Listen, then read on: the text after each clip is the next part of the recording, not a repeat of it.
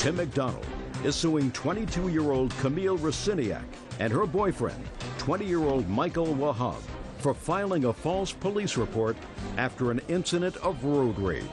All rise. Now, this is case number 363 on the calendar in the matter of McDonald versus Wahab Raciniak. Parties have been sworn in, Judge. You may be seated. Mr. McDonald, it is your claim that the defendants filed false charges against you. I believe that the charges emanated from an instance of what we've come to call road rage that happened about a year ago. That's correct. The defendant said that you were acting erratically, that what they were trying to do was to secure your license plate number so that they could forward it to the police when this incident occurred. You didn't know each other prior to this incident, is that correct? No. That's correct. And you had a trial, Mr. McDonald? Yes, I did. And you were acquitted? I was acquitted on all 3 charges in 37 minutes. When was the incident? That... October 24th, 2004 at 2 o'clock. And what kind of car were you driving, sir? I was driving a BMW Z3 convertible with the top down. Do me a favor. Just let me ask the questions and try to give me just the answers that I need. You bet. Where were you going, Mr. McDonald? I had seen an open house sign on a street called Edwards, and I was following an open house sign into a track that I had never been in. Tell me what happened, Mr. McDonald. Well, as I was going through the track, I realized that there was a car in front of me. It was driving in an erratic fashion. What I mean by that, it would slow down to about 5 miles an hour, speed up 6. So listen to me. Don't interrupt him. You're going to have an opportunity to testify. Don't interrupt him. Sorry, ma'am. Go ahead. All of a sudden, I see her kind of go to the right. And I took that as her politely moving off to the right to let me go by. How many lanes of traffic were there? This street is a little unusual, and I have a picture over here that I took. If I may move over here to show you. Back here is where I'm seeing all the information going. I just want to know how large the street was, Mr. McDonald. So that's the street that it was on, so there can be a parked car on either side and 1 lane of traffic. Easily. 4 car lanes. Correct. Keep going. The minute I went by her car, she lays into the horn, honk, all the way around till I get in front. And I look in my rearview mirror, and simultaneously, I see both fingers go out the window on each side. So that kind of set the mood that was going on. And what I did is I gave a wave like this, my error. But I actually thought that was a polite movement on her in the very beginning. So as I go by, and I'm looking in my rear mirror, I see this go on, they make a left turn, and I think, okay, that's the end of it. Instead, they flipped the U-turn and now coming at me. They caught me at the stop sign, and his window's down. She pulls the car right up next to me to the left of my side, and there's nothing but screaming going on. So I looked at Miss Rosnick, and I said, "You're driving like an idiot." And then I turned right, they turned left. I thought that was the end of it. Nope. So I'm going down the street here, and as I go down the street, the road, as it shows, veers off to the left. As soon as I got around that corner, they're right back on my butt again. Now the problem is, I have them, having gone off to the left, time's taken, and I think they've got a weapon with them. They're staying between a half a car length and a car length behind my car. How fast were you going, Mr. McDonald, at this point? Probably about 25, 30 at the most. Did you ever accelerate beyond 25 to 30 miles? When? When we came down the long street after they interrogated me, I spotted people at the very end of the block. I mean, it's like the movie Duel, where I've got these people just bearing down on me. I don't know what they have in their possession. What kind of car were they driving? A white Malibu, I think is what it was. Okay. Like a mid-sized car. So they're behind me. I see people down at the end of the road. I accelerate and pull immediately in front of their house. Uncross your hands. At the exact moment that I'm pulling over, and I get out of my car to yell to somebody to call the police, Miss Resnick takes her car and pulls in front in a wedge fashion. Okay. So she parks and blocks you. Correct. And all this whole thing that's going on is predicated on one idea that you said. They wanted to get my license plate. And I can show 15 different times that they could have. The truth in that, sure. Life has a rhythm to it. There are certain things that are common sense, and there are certain things that are not. You don't have to fill in the blanks for me. Okay. If I need for you to fill in the blanks, Mr. McDonald, I'll ask you. Okay. Keep going.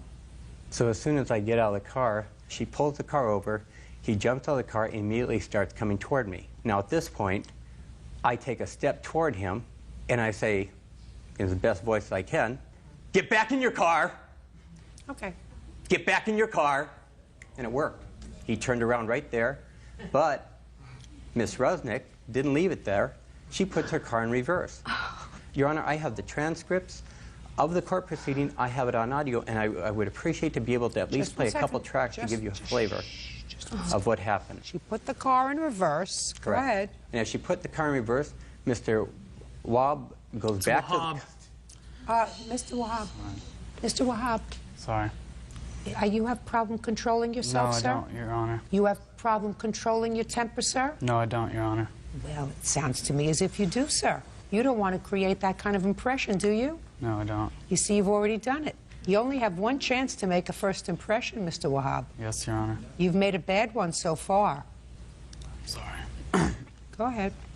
Mr. Wahab gets out of the car. I tell him to go back. He gets back in the car. You told me that already. As Miss Rusnick's backing the car up, he jumps in the car, shuts the door, and you think it would end there. No. She keeps the car coming right back at me. I move out of the way, and just like she did at the stop sign, she stops his car door right here, the window's down, and I said, "Get out of here!" Now, let me back up a minute. When you said get out of here, sure, you made a slapping or punching motion. Correct. You hit the car? Correct. Did you hit it with your fist, with your hand? Did you Open kick right it? hand. Okay. Did you kick the car at all? Absolutely not. Okay. And then what happened? So I hit it 3 times, get out of here, get out of here, get out of here, and as I'm saying that, I see Mr. Wahab either rearing back, like he's going to go back and kick me through the window, which I can't believe could be true, Fine. or... Well, you don't know. Don't speculate. Okay, well, I see something coming at me. And as I lean back to deflect it, she has the car in drive, and they take off. Okay. But they don't. She flips the car around and U-turns. Stops Oh, my again. gosh. Just on the other side of the road. He pops back out again. I say, "Get back in that car." He gets back in the car instantly. She takes off again. But that's not it. She goes forward again. She stops again. He pops out of the car, but this time, there's a guy that was standing on the other side. A lot of people were evidently watching this thing. He goes over to Mr. Wahab, puts his hand on his shoulder and said, "It's not worth it, it's not worth it." Now, here's what I know. Don't tell me what you know. This is what I was thinking. I don't care what you were thinking. Okay? I left. You left. Fine. Do you have a copy of the police report? Yes, I do. That Ms. Rusniak and Mr. Wahab filed? Yes, I do. I'd like to see it, please.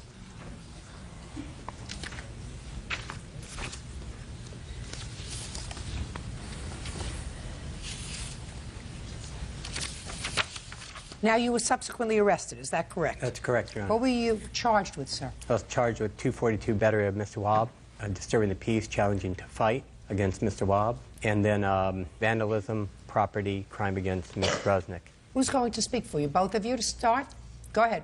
First, I would like to say that this man put my life in jeopardy. He really did. No, you put your life in jeopardy. Judge Judy continues in a moment.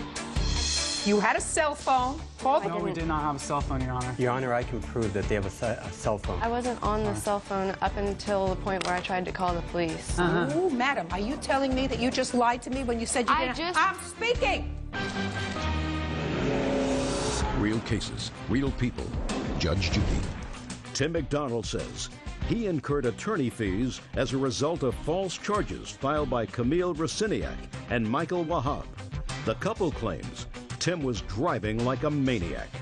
You put your life in jeopardy. I'm going to tell you why you put your life in jeopardy. Because according to what I read in the police report, your statement, you felt as if this man was driving too fast in a residential street. So you decided to try to get his license plate. That's not all it was. That's the reason, because there had been no altercation up until that time. Actually, there was. Oh, you explain that to me. Well, as you see the street here, I live on not this street that's cut off, but the one in front of the Suburban right there. So? That's my street. I was turning left onto that street. So?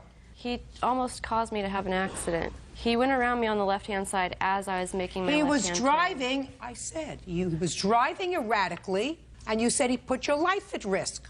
You put your life at risk. I admit, I should have never followed him, and I will never do it again. That's right. I learned my lesson on that one. That's right. But he did physically assault me, and my boyfriend. Listen to me very carefully.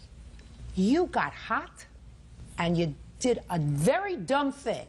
You followed him, and you followed him, and you chased him several times. I never... Yes, you did. You followed him in order to, according to you, get his license plate number. But these are your statements, not mine. You told the police that she was so offended by this vehicle's unsafe driving that they made a U-turn and then made a U-turn back to attempt to get his license plate number of the vehicle to report it to the police. They said they pulled up alongside the vehicle at a stop sign. Well, what'd you do that for? If you wanted to get his license plate number, get his license plate number and call the police, but that's not what you did. And asked him why he was driving so recklessly. So let me figure this out. You were very offended by the way he was driving. You made 2 U-turns in order to catch up with him. That's what you told the police, unless you say the police are lying. And you didn't get his license plate, but you pulled up to him and, according to you, said to him in a calm way, "Why are you driving so recklessly?" Do you know how ridiculous that sounds? No. Do you know how ridiculous? I'm not saying he's right. I'm saying to you that somewhere between what you're going to tell me and what he told me is the truth. That's probably why the jury acquitted him. Now, who are you? You are 2 people. He's 1 person in a car. He doesn't know who you are. He doesn't know whether you have good intentions, bad intentions. He has no clue. All he knows is, according to you, you have turned around and followed him on at least 3 occasions. And at that point, you are 2 nuts following him, and he doesn't know what you have in mind. So now what you're complaining about is that he dented your car. I would have hit your car. I would have taken a brick and thrown it through the windshield if 2 people were following me over a dissing incident. That's not what it was about in the least. Well, that's what it was about, madam. If you didn't get the license plate number calmly and call the police, you had a cell phone. No, I No, didn't. we did not have a cell phone, Your Honor. Oh, and you had no pen? No. No, we I did have a pen, but we were unable to get his license plate number. he was driving too and my fast. first intention was not to get his He license had plate number. pulled over and stopped. Your Honor, I can prove that they have a cell phone. I can prove it without a doubt. How can you prove that? I wasn't on the cell phone up until the point where I tried to call the police, sir. Oh, madam, are you telling me that you just lied to me when you said you didn't? I'm speaking. Are you telling me that you just lied to me when you said I didn't have a cell phone? We don't have a cell phone on us. Where was the cell phone? At my At house. the house. Just a second. You say you can show me that she had a cell phone in the car? What they forgot was that they had called 911 from the cell phone. Okay. Yeah. Prove it. Let me see. No, I did call. Mr. Wahab, let me explain to you twice now what you did, sir. You showed me that you cannot control your temper. I Two can times. control my temper, Your Honor. 2 times in a courtroom. So if you can't control yourself in a courtroom, what are you doing out in the street when somebody drives by and flips off your girlfriend? Ooh. Judge Judy continues in a moment. If somebody had just assaulted my passenger, I wouldn't have said this guy in a BMW had some serious issues. The operator never let us finish our statement. Let me tell you something. I heard this very, very clearly. Nobody cut you off. No. Nobody cut you off. Real cases, real people. Judge Judy. Tim McDonald claims fellow motorists Camille Raciniak and Michael Wahab chased him down during an incident on the road. He is suing for a false police report. You have something that's going to show me that they had a cell phone? Correct. Show me. I also have audio tape of the transcripts. Okay, what kind of car was it? It was a convertible red BMW 2-door, and it was a male driver? Yes, he has some issues. Okay, what's the cell phone number you're calling from? 714. Okay. 2 things I'll show, Your Honor, if I may. But just one second. Mr. Sure. McDonald, that doesn't demonstrate to me that they had a phone in the car. No, That... I'm sorry, but I actually have her statement in court saying that she called on the way back Oh, to the let me house. see. I'd like to see that. And I also have the certified copy of the Your Honor. transcripts complete. He said that we pulled over to a red curb on the street. There's no red curb on that street, Mr. though. Wahab, we're not talking about red All right, curb, I'm sorry. sir. The first thing I don't I'm even know why I'm here today. Just a second. Well, look at me, and I'm going to tell you. You're here today because he's suing you. Yeah, obviously. He's suing you, and one of the things that surprised me about Ms. Rusniak's call to the police is her statement to the police, which I believe said something, and I'm paraphrasing, the guy's got some serious issues. Well, I want to tell you something. If somebody had just assaulted my passenger, as you claim, I wouldn't have said this guy in a BMW had some serious issues. I would have said this guy driving erratically has just assaulted my passenger. He kicked and punched my car. Something is clearly wrong with him. Not in a almost lackadaisical way. I'm speaking. Almost, we can hear it again. Almost lackadaisical way. You're reporting that this guy's got some issues. The operator never let us finish our statement. Let me tell you something. I heard this very, very clearly. Nobody cut you off. No. Nobody cut you off. He didn't play the whole tape. You know when I said to you before, life has a rhythm, and if it doesn't make sense, it's not true.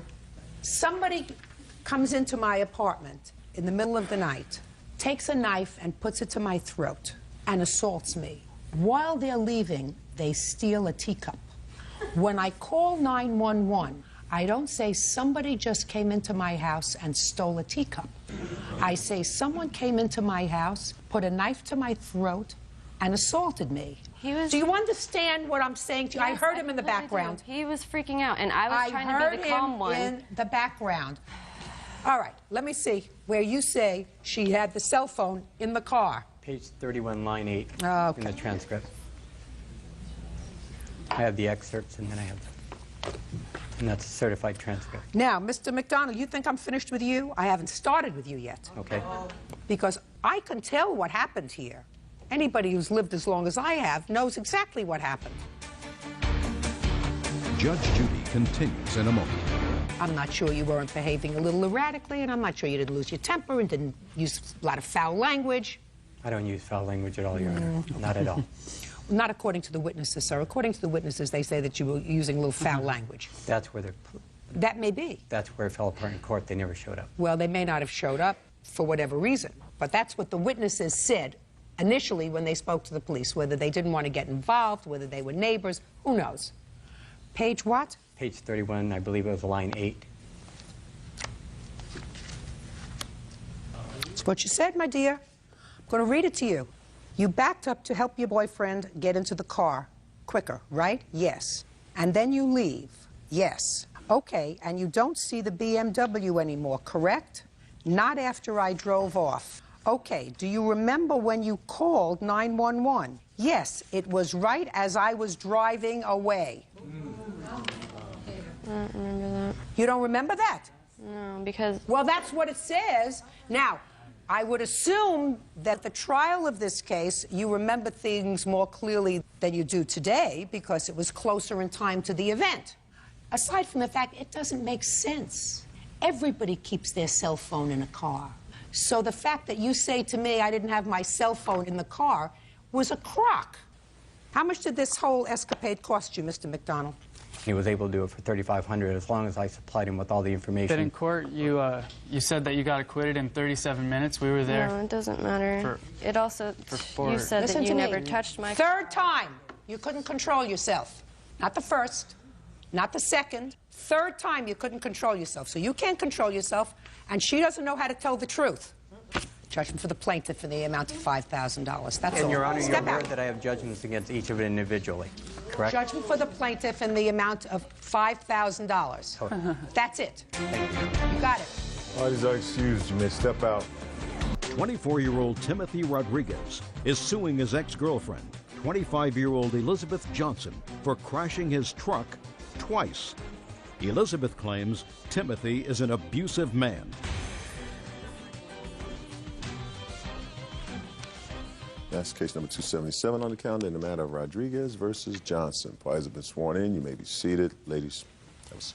Mr. Rodriguez, Ms. Johnson was your girlfriend for a period of time, and it is your claim that on 2 occasions she caused an accident which damaged your truck, and you want her to pay to have your truck repaired. Yes. Ms. Johnson acknowledges that there were 2 accidents in the truck while she was driving. Her answer seems to indicate that you told her at the time it was no big deal and you would take care of fixing them. She has a counterclaim, and her counterclaim is that you have bad temper, that you damaged the apartment by putting holes in the wall with your fist, and that at one point you assaulted her. That's her counterclaim. Is that right? Yes. Who is this lady? Oh, that's my daughter's mother. Can you tell me why she's here? She was a witness to a phone call that I spoke with Elizabeth about my payments to my truck for the damages. I see. And she heard the conversation with her. And how old is your daughter? My daughter's 2. Is that your only child? I have 2 other children, too. You thought about that for a second. How old are your other 2 children? I got one that's 10 and one that's 8. And who do they live with? They live with their mother. What do you do for a living, Mr. Rodriguez? I'm a union carpenter, How much do you earn a year? roughly about $40,000. And your 8 and 10-year-old, they live with their mother? And what Yes. does their mother do for a living? She's just a stay-at-home mom. You must be very wealthy. No, Well, who supports your 8 and 10-year-old children? I do. How much do you send them? I send the mother probably about $500-600 a month. You send her about $500 or $600. It all depends on how much money she needs throughout the month. You have a court order, sir? No. Even if I believed, sir, that you sent her $500 a month, she's not supporting herself and 2 children on $500 a month. How does she support herself? Her boyfriend. She lives with a boyfriend, Yes. and he supports her. Yes. What does he do for a living? I'm not even sure. Don't you see your children? Yes. And you have no idea. Well, how often do you see your children? I see him like probably about 3 times a month. Somehow, Mr. Rodriguez, I'm not getting the sense that I'm getting truthful answers from you, sir. But I'm going to find out. Now, this young lady who's here has a 2-year-old child. Yes. You under court order to pay her support? Yes. How much? I pay her $83 a week, a total of $103 a week for arrears, $20 towards arrears of child support. So there was a time when you weren't paying child support. Yes, before I got into the union. And how much do you owe her? Right now, the remaining balance on it is $600 and some change. And how does she support herself? She has a full-time job. Who takes care of the baby? Daycare. Pays for the daycare? Her and I both share daycare. How much do you pay towards the daycare? $43 a week. So far, is all that correct? Yes. $1,221 a month you pay out. Yes. You're going to get there. Who do you live with? I live with my mom. You pay rent? Yes. How much? $300 a month. You have a car? Yes. Pay insurance? Yes. How much? That's $2,300 every 6 months. $22,000, like $23,000. We're up to $23,000, right? Yes. You see where I'm going, sir? You eat? Yes. You have credit cards? No.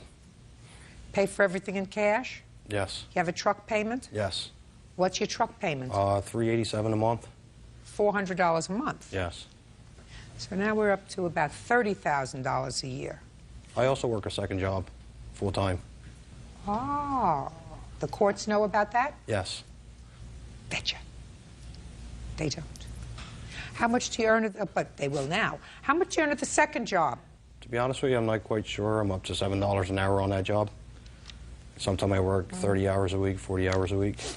The reason I'm asking you all of these questions, Mr. Rodriguez, is I was really interested in Miss Johnson's answer. While she acknowledged that she was in these minor accidents with your car, there was a little damage, she says that her mother, I assume this is her mother, Yes. was nice enough to loan you $6,000 to pay back child support. Your Honor, that wasn't all for child support. What was it for? Well, it was $1,900 of it went to child support. So $2,000, according to you, went for Yes. child support. And the Yes. other $4,000? The other $4,000, I paid some bills that I had that were past due. And then it was like $2,000 of it that me and Elizabeth went out and spent. You borrowed $6,000 from her and you signed a note? Yes. Have you paid it back? I have. Ah is not an answer. No. When did you borrow the money? May 6th. I believe it was like July 24th May 6th. or May 6th. May have been May 6th. May, July, they sound alike. Why haven't you paid it back? Elizabeth got a restraining order against me, and the judge told me not to make any contact with them whatsoever. Are you mad? I mean, is that the reason you're giving me? You have to understand, Mr. Rodriguez. I can tell phonies from at least 10 feet away. The fact that she's got a restraining order against you doesn't mean you can't send a Federal Express to her mother with a payment. I asked the judge that. He said no contact whatsoever if she wanted her Are money you from kidding me? You mean that but for that, the money would have been in her hands already? Yes. I went to Really? court today at a restraining order, and I had to check for her. Good. Perfect. Do you have it with you? No, not today. What do you know? I would have taken it for her. You got a spare check in your wallet? No, Take a look. I didn't bring any checkbooks or nothing today. See why I don't trust you, Mr. Rodriguez? Because you tell such good stories. You may tell them over and over again. And you actually believe that you can come here and tell me a story. Your Honor, it's not a story. Which irritates me. It's not a story. Which irritates me. Well, Mr. Rodriguez, you knew you were coming to a neutral setting today. You knew that you owed this lady the money. Nothing would have prevented you from saying, Judge, while I'm here, because I'm asking you as a court of equity to take care of this problem that I have, I want to take care of my debts, and I owe her $6,000. So I would really like to be able to give you the check for her, because I have the money. I'd like to give you the check so that you can give it to her and I won't be violating any restraining order. You got it. Yes. Now, Ms. Johnson, I want you to tell me about the first accident you had with Mr. Rodriguez's car. I was picking him up from work. It was a little wet out, and the tractor trailer was coming into my lane, so I hit the brakes and I hit the guardrail instead of him hitting me, so that's what happened. And how much damage was done to the car? I have pictures. I'd like to see it. And what was the date of that incident? I'm not exactly sure. It's sometime in June. This is the side of the damage. And I'd this like is you to the keep other your side. voice up because, you know, my hearing isn't what it used to be when I was 12. Oh, well, you did a damage to the light and to the bumper. What year truck is this, Mr. Rodriguez? A 98. Did you cover this on your insurance? No. Why not? I didn't call it into the insurance company because I feel as though why should my insurance go for an accident she had in my truck? Okay. Did she say she would fix it? Yes, she did. How much is the estimate that you got to fix it? $23,1509.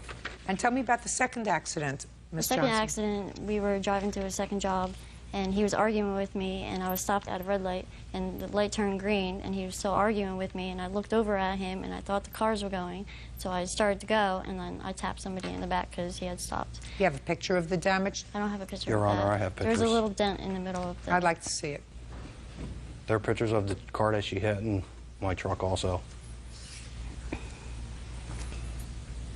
Well, that's the same bumper that's going to have to be repaired. When they take the bumper off and they fix it from the first accident, they're going to fix the second one. Well, the first one when she hit, it was only the side fender and the light and No, a couple no, of no, no, scratches no, on no, the it side of wasn't. the bumper. No, it wasn't. It was down here.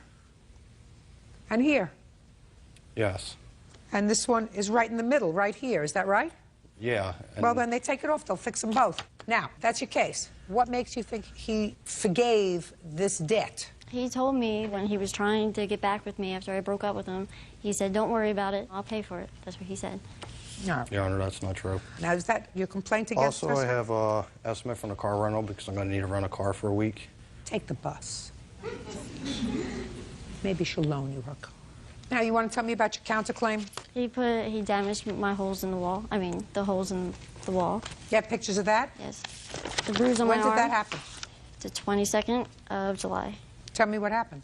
I asked some girl called his phone, and he said, how did you get my number? And he hung up on her, so I called her back. She told me that they had conversations, and he kept saying, no, I didn't talk to her, I didn't talk to her, and he swore up and down all three of his kids that Just he a didn't sec. talk to her. I didn't follow this from the beginning. You have to go through this slowly for me. Sorry. You know, I'm not really up on this intrigue. You found somebody's number on his phone? She had called his cell phone. He picked up the phone, and he said, how did you get my number? And then he hung up on her. He got out of the truck to unload a car because we were at his job, and so I called her back. And we were talking. What'd you do that for? Just to ask her a Curious. question. Yeah. I mean, I didn't have any arguments with the girl on the phone, nothing. So I called her back, and she told me that they had conversations, and then we hung up. When he got back in the truck, I asked him if he had talked to her, and he said, no, I didn't talk to her, and he swore up and down on all his kids that he didn't talk to her. You know, for about 3 hours, he kept saying, no, I didn't talk to her. So he told me, go ahead, check on the Sprint bill. So I went and checked on the Sprint bill. 33 minutes of conversation with the girl's number, and he didn't call her. Your Honor, that's not true. Yes, it is. I never denied talking to her. Yes, you did. So you had a fight. It was about 4 o'clock in the morning, and, you know, we were fighting, and he said, I'm tired. I said, well, I'm tired, too. If you didn't lie to me, we wouldn't be going through this. He got so pissed off of me, he picked up the candle off my TV with the glass dish, threw it at me, and hit the wall. That's not true, Your Honor. Yes, it is. How did the holes get in the wall, sir? I seriously don't know. I did repairs on the mother's house for the bedroom, the bathroom, and the outside siding. Why would That I has damage a nothing house to do that I with just the holes fixed? in the wall. Just asked you how the holes got in the wall. I have no clue. Okay. Did you have the walls fixed? Yeah, I have an estimate for that. to get him fixed. Was this in your apartment? This is in my mother's house in my bedroom. Was he staying with you? Yes. For the 4 months that we were going out, he lived at my house. Why? Because she I felt bad asked, for she him. asked me to move in with her. I did not. After the first time that we went out, she asked me to move in with her. Mr. Rodriguez, we've only just met, you and I. Yes. I can tell you're instantaneously attracted to me. If I said to you, I want you to move in with me, would you do that? No, I wouldn't. No. That would be very smart, Mr. Rodriguez. Judge Judy continues in a moment. You had marks on your face, and so did he, because you hit him and he hit you. Is I that slapped right? him in the face after he threw me on the couch and onto the floor. It says that you hit him twice. No, I hit him. It was more I than hit twice, him. Your Honor. Real cases, real people. Judge Judy. Timothy Rodriguez claims ex-girlfriend Elizabeth Johnson owes for 2 accidents with his truck. I mean, it's so stupid what you said. I mean, do you think you're a stupid man? No. You just met her and she asked you to move in with us, so you moved in with her? Yes. You have a bridge? For sale? Yeah. I can find one. You can find one. Okay. According to what I read in your answer, there was something in your answer, Miss Johnson, that suggested to me that you were aware of the fact that Mr. Rodriguez had a bad temper. Is that right, madam? Yes. You did. And how did you know that Mr. Rodriguez had a bad temper? With her. He told me stories. They've been in and out of court for 5 years. She tried to get a restraining order. Some of it for domestic violence? Is that right? Yes. And despite all that, you invited Mr. Wonderful into your house. Yes. And your mother, who I don't even want to talk to, was dumb enough to give him money. Yes. You must live off a substantial inheritance. No. Where did you get the money from that you loaned to him? I borrowed it off my credit card for him, so he would not go to jail for back child support, which was about $4,000. Who did you owe back child support to? This lady or the mother of the other 2 children? This lady. Stand up. Over there. Did you pursue that matter in court of the back child support? Did you pursue it or did the state pursue it? I didn't pursue it. They had already, when I had our daughter, I had to call and enter a child support order. We had Why? gone, because we weren't together at the time. Who was supporting you? I was living home with my parents, and I had a job. You never received any government assistance? No. So somebody had to report him for not paying child support. That would have had to have been you. Oh, okay, yes. That's all. Sit down. Now I got it. Now you say that during this altercation with the candlesticks, he also assaulted you. Not at that time. When did he assault you? I had kicked him out on July 25th. We had a week of nasty phone calls because I wanted my stepfather's tools back that he wouldn't return. And then 2 weeks after that, I was at a funeral, and he called me, he texted me, he said, I'm sorry about your grandfather, and then I talked to him again. 2 weeks he was begging me to come back to him, please take me back, I'm sorry, and that's when. Well, so then you said okay. I said okay, and about 2 days later, I spent the night at his friend's house with him, and the next day is when I had to get a restraining order against him. Well, tell me what happened at the friend's house. Well, you didn't learn your lesson yet, Miss Johnson. Well, we got into an argument, and I wanted to go home, so he... About what? About anything and everything. Your Honor, about one of my roommates that was walking around in a sports bra. That's One been of your... A roommate Yeah. on where I'm staying at now. She was walking around with a sports bra, doing her dishes, and her boyfriend was there with her, and she freaked out on me about her doing that, and I said to her, there was nothing I could do about her walking around with a sports bra on. It's her house, too. I can't say nothing to her. No. And this was all the day before I was supposed to go and have surgery that following Monday. Surgery on? I had some medical problems. So we had an argument. Yes, she was walking in a sports bra. I don't care if she was walking in a sports bar or if she was walking around with a G-string. It makes no difference to me. I want you to tell me how it came about that you say he put his hands on you. I'm getting there. So I asked him to take me home, so he took me home, and then on the way home, he, was buttering me up, so I agreed to go back to his friend's house with him. And about 3 hours later, we got into another argument because he was getting jealous because one of my friends was texting me. So then, I said, I want to go home, I want to go home. And he put his hands on me, and he grabbed me and said, no, stay. And I said, no, I want to go home. And I had my bag, I had everything in my hand. He just kept grabbing me, broke my cell phone, he threw it down the stairs. He swung his hands after he threw my cell phone down the stairs and hit me in the eye right here. He threw me onto the couch, onto the floor. Have a police report? I do, Your Honor. I have the I'd like to restraining see. order. The restraining order, the No, temporary I restraining just order. wanted, I don't want to see the You restraining want the order. I want restraining to see orders a police too? I got report. copies of them too. Of what? I got copies of the restraining orders too if you want to see them. Then I'll ask for it. So you had marks on your face, and so did he, because you hit him and he hit you. Is I that slapped right? him in the face after he threw me on the couch and onto the floor. It says that you hit him twice. No, I hit him. It was more I than hit twice, him. Your Honor. Yeah, but according to the police report, you hit him twice. After he threw my phone down the steps, I hit him on his back, and then he continued to grab me. I assume you're not going to have anything to do with him anymore, is that right? I'm dismissing your counterclaim. Deal with it. You better smarten up, Miss Johnson. You don't look like a stupid girl, but you've done a lot of stupid things. Now, as far as your complaint is concerned, Mr. Rodriguez, I believe that she owes you for the damage that she acknowledges that she did to the truck. Your estimate was for 23. I have an agreement, too. It was for 23-15-09. 2315. Yes, 09. We are holding that judgment in abeyance, which means that you will not be getting paid on that judgment. You will get paid on that judgment when this court receives a canceled check, canceled by her, for the amount you owe her. Do you understand? The full amount? Do you understand? $5,300. Your Honor? $5,300. $5,300. When this court receives, sir, proof by way of a canceled check that you have paid the $5,300 remaining on your debt. Even though we had an agreement signed? $5,300, sir.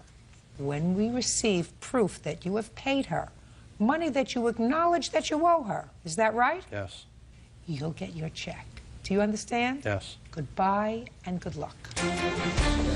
Parties are excused. You may step out. Linda Perez is suing her ex-boyfriend, Joseph Delgado Jr., for throwing a cell phone at her car and for breaking her finger during an argument. All rise.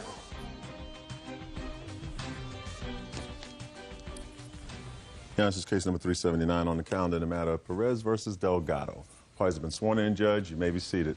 Ms. Perez, how long were you and Mr. Delgado together? A little over 5 years. You have no children together? No children. Records indicate that this is not the first lawsuit that you filed against Mr. It is not. Delgado. When did you separate from him? We separated in November of '03. I filed a lawsuit against him when I could find him. He was on the run. Is that around the time that you allege he both damaged your car, which is the subject of this lawsuit, and assaulted you, broke your finger? It is. After that happened, he left. You did not live together anymore. That's correct. Now, this is one lawsuit. How many lawsuits have you filed, not about this charge, against Mr. Delgado in total? Because our records indicate you have had other cases against 4. him. For what? One's not resolved. Well, what is it about? A motorhome. I owned 3 houses, 4 cars, and a motorhome. And he took off with the motorhome. I gave him a car. And the other one has to do with tax issues. He hadn't filed taxes in 5 years. And the other one is the broken finger and the laptop. Just a second. If he hadn't filed taxes in how many years, what does that have to do with you? He contacted me to try and help him get it done, for my accountant to do it for him. When had he contacted you? May of '04. Did you lend him money, allegedly? I did. Has that case been resolved? That case has been resolved. In He whose paid- favor? I dropped the lawsuit because he was crying and pleading to drop the lawsuit that he would make a Ms. payment. Perez, in May of 2004, did you lend him money or allow him to use your account? I did not loan him money, but he was using my accountant that I'm in good standing with to do his taxes and didn't have a checkbook to pay him with. So I was taking on the debt because it was my accountant. Were you speaking to her in May of 2004? Yes, ma'am. We met with the accountant together on May 15th and signed my taxes. She had all my tax records. You met together? Yes, ma'am. And when you met together, did you have lunch before you went to the accountant? We met at a restaurant with the accountant. So On the way. I'm speaking. So you had lunch together? Yes, ma'am. When did you contact Ms. Perez prior to May of 2004? I had talked to her several times prior to that. Where were you when you contacted her? At the same home I'm at right now. I haven't moved or changed phone numbers. Did you see Ms. Perez at any time between November of 2003 and May of 2004? No, ma'am. Did not see her? No, ma'am. That is not true. That's not true. No. When did you see him? I gave him 30 days to remove his items from the house I was moving from San Diego to Los Angeles. He never took everything at one time and kept calling once a day to come pick something else up from the house. So that you went saw on through January 28th of 04. And I moved on February 26th of 04. Your Honor? Yes. I can show here where I have papers where I sold my house in Oceanside and it closed escrow on January 12th. I have here canceled checks and loan documents were on January 22nd. I was in Kansas City, already purchased another home. I haven't been back here. It's so fascinating to me because I'm gathering all kinds of information and you are taking positions, each of you, that is inconsistent with the position that you really want to take with regard to this lawsuit, just to fight with each other. No, ma'am, I'm not. I didn't touch anybody's car and I didn't touch her, and that's my position. Well, we're going to get there. Sorry. But what you're doing is you're not helping yourself because you're not thinking it through. Let me get there for you, Mr. Delgado. According to your complaint, Ms. Perez, sometime in November of 2003, at about the time that you separated, Mr. Delgado damaged your car. And after he damaged your car, about a week later, you got into an altercation and he assaulted you. You're going to tell me about those two things. Okay. Because that's what this lawsuit is about. So let's get there, and let's get there, Ms. Perez, quickly. The assault actually happened on October 3rd of 03. The last time I ever saw him again was November 18th of 03. Well, between October 3rd of 03 and November 18th, did you live together? No. Did you stay together? No. Tell me what happened on October 3rd, 2003. Okay. He used to work at a hotel chain and called me one day to bring 8 kids home. Their apartments were not ready yet. They were to be employed at the hotel he was working. I allowed him to bring these 8 kids home, and it turned into a fiasco for the next 2 weeks until the apartments were ready. I have evidence of what my house was like, what his behavior was like. I'm not interested. Could we get to the October 3rd, 2003? Come to find out, he was fooling around with one of the kids staying at my house and would come home daily in a combative mood, and subsequently threw a cell phone at my car out of anger and took my car drunk, pulled into the garage and ran over a hand dolly. I have pictures before he did that, after he did that. Is that on October 3rd? The last event was on October 3rd. That was prior to October. Talking about the car. The car was prior to October 3rd. Date? September 27th. Between September 27th and October 3rd, did you live together? He was keeping hours at the hotel. He would stay at the hotel. Ms. Perez, between September 27th... Not as boyfriend and girlfriend, no. Now, get to October 3rd, 2003. My cleaning lady was at the house, and we were in the garage. And not to disrupt her cleaning, this is my cleaning lady, we went in the garage. We started having a heated argument over things that were happening with all the kids at the hotel, and it turned into a pushing, shoving, spitting match. He proceeded to spit in my face. What did you do to him? Pushed him off of me, and that's how my finger got broken. Just a second. You said to me it turned into a pushing, fighting, spitting match. Well, match is your term. Now you've told me what you say he did to you. You tell me what you did to him. Happened to be in the same room. Well, you just told me that you just... Shh. Ms. Perez, you just told me that you broke your finger pushing him off of me. Well, how was he on you? I was on the couch. He was towering over me. You were on the couch in a garage. Right. We had a computer, a television, a hockey table. It was like a game room. So you're on the couch in the garage. I don't allow smoking inside my house, and that's why. You're on the couch in the garage, and he's on top of you. Right. And you pushed him off you. That's correct. And you broke your finger. That's correct. What else? My cleaning lady at the time was inside cleaning the house.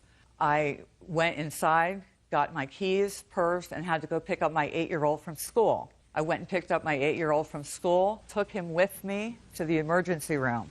And because he was with me, I really didn't want him knowing what was going on. So I went to the doctor and told him it had occurred from fooling around. Now, the break was a circular break, and it broke every... You have the emergency room records? I absolutely do, and good pictures. Well, can I ask you this question? I have a diagram. Shh. I don't want a diagram. I don't want pictures. I asked you for the emergency room records. And if you were going to the emergency room, and I assumed that you were just going to pick up your son so that he wouldn't be left out at school without someone caring for him. That's correct. Why didn't you take your housekeeper with you, who is here today, so that she could sit outside with your son if you were going to the emergency room? She was leaving. She had another job to go to, and Did you ask her to stay? No, I did not. I was leaving. It was an emergency. You were going to the emergency room. That's correct. Told the doctor you were fooling around snapping kitchen towels. That's correct, because my 8-year-old was with me, and I did not want to subject him to all the things going on. He had been around Joe since he was 2, and I really didn't want to crush or make him scared about any of the occurrences going on. So what are you suing him now for? You don't think your son's going to know about this? No, I've kept it from him. Well, he's in school. 10 million people watch this program, madam.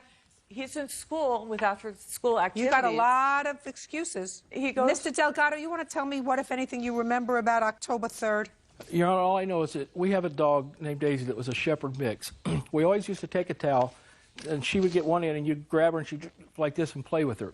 I came home. She said she was wrestling with the dog. Daisy pulled on the towel, and she broke her finger. Your Honor? She drove... I don't want to hear you. You see how quiet he was? She drove herself to the doctor and came home with the medical report, said her finger was broken, and they were going to wait and see for a few weeks whether she needed to have any surgery or anything else done on it. At the time, we had the same medical insurance. We were in the same house, everything. That was the last I ever heard it until 2 years later. I get my 4th lawsuit from her about that. Your Honor, I have a diagram drawn by the doctor, the surgeon, of what needs to be done to repair my finger. My cleaning lady was there at the house and can tell you what she heard from inside the house, and we were in the garage. Come on. Tell me your name, please. Yolanda Marcial. How long have you worked for Miss Perez? More than 8 years. 8 years. Why didn't you go with her to the emergency room, Miss Marcial? Because I was working in the house. I was busy in the house, and I just getting ready to leave. What time of the day were you getting finished with your job? Around like 2 something. In the afternoon? 2 something. And where were you going? To Oceanside. What's in Oceanside? I was working for another lady in Oceanside. What time are you due there? Around like, I got traffic around like 4 over there to Oceanside. How long did you remain in the house after Miss Perez left to go and pick up her son? When she left to get, around like maybe like 45 minutes. Did Miss Perez ask you to accompany her to the emergency room? No. Did you offer to accompany her to the emergency room? No. When she came inside, did she show you her hand? She walked with the hand like that, and I know that something happened because I heard screaming in the garage and fighting in the garage. When you heard screaming and fighting in the garage, did you go into the garage? No. I'm only that cleaning person. I'm nothing. You heard screaming and fighting in the garage, and you didn't go in there? Did you call the police? No. You just went on vacuuming. Sit down, Miss Marcial. Put your hand down. I have pictures. Not interested in the pictures. More interested in the statement that you made to the doctor when you went in there. I had my 8-year-old with me. I don't believe that that's the reason you make up that kind of a lie. I had to. No, you don't. You have to say, would you go sit over there? And, doctor, I want to tell you privately what happened. That's what you do. I mean, otherwise, the doctor believes what you're saying, correct? Correct. Correct. Because you give the doctor information, because based upon that information, it helps them treat whatever's wrong with you. I came up with that story to protect my child. No, that's a lot of baloney. That's baloney. I'm older than you are. I've been to the emergency room, both with myself and my children. Over the course of the years, little things happen. And you can always say, go over and sit there with that nice nurse for a second because the doctor wants to see me. Your Honor, I tried to call 911, and he threw the phone and broke it. Listen to me very carefully. You were out of the house. You went to pick up your child. You say to her, do me a favor, leave now and call the police. I'm leaving now. I'm going to the police. You did nothing. You did absolutely nothing except go to the emergency room on the 3rd for whatever reason and tell the doctor that you hurt yourself fooling around with a towel. I was protecting my child. You keep saying that, and I keep saying to you, I don't believe you. Judge Judy continues in a moment. Get over it. Put a period. He doesn't want to have anything to do with you anymore. It was 5 years out of your life. Move on. Real cases, real people.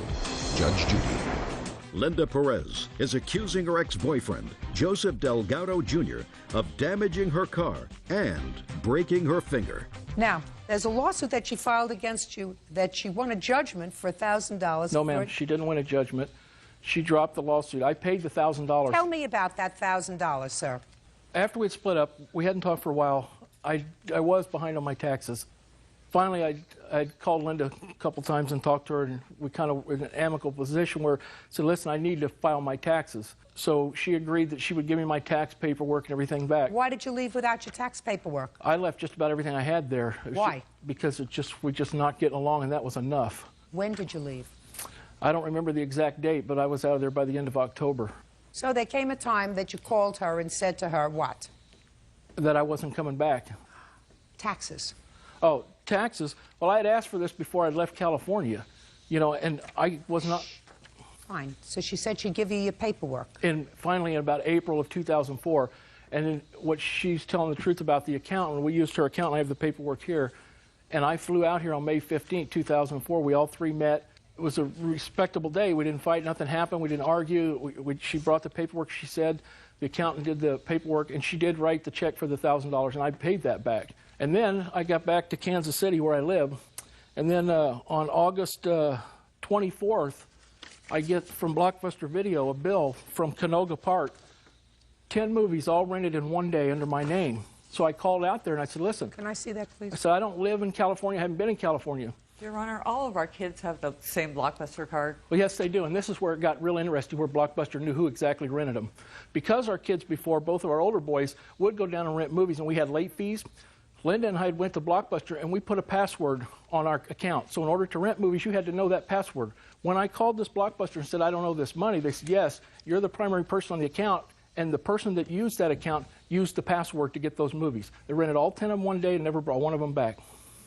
That was in August of 2004. And that's after all this. Sorry. Okay. Tell me about the return of the $1,000, sir. I took my credit card at Bank of America in Kansas City, and I went down and put that into her account. So what was the lawsuit about? I don't remember all there was a couple of things in there she was suing me for, but that was part of it. Immediately after I got back, she filed the lawsuit. I should have paid it quicker, but, you know, I had told her. But we were in contact the whole time. She knew. And then I went down and paid it. Then I flew out here. Then the lawsuit got canceled after I'd flown all the way out here. Then I go back home. Then this happens. All, you know, it's like this card thing happened, this finger thing happened. But yet we're doing the taxes. We finally got the paperwork settled together. We meet at a restaurant to eat. You know what? You drop the lawsuit. I pay the money. She just said that. Then the Blockbuster thing happens out of no reason. 2 years later, I get 4 more lawsuits. And I'm going to fly back out here again. And at the time, the finger in the car insurance, we had even the same car insurance until December 12th. We never had any claims. We never had any problems. The health insurance that she went to the doctor with was my health insurance. Your Honor, he got fired from... I'm speaking. When did you file the lawsuit with regard to the taxes? September of 04. When did you drop that lawsuit? The end of September of 04. When did you file this lawsuit? October 27th, I believe. All right.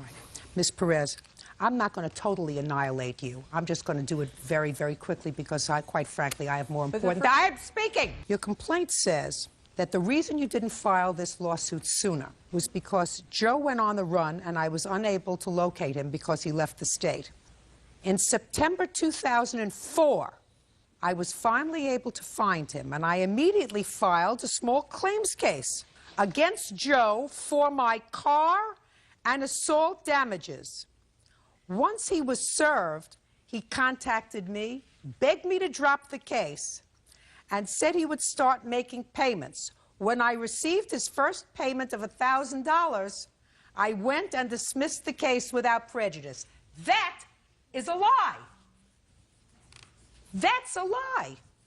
Because the case that you dismissed in September of 2004 had nothing to do with the car and the assault.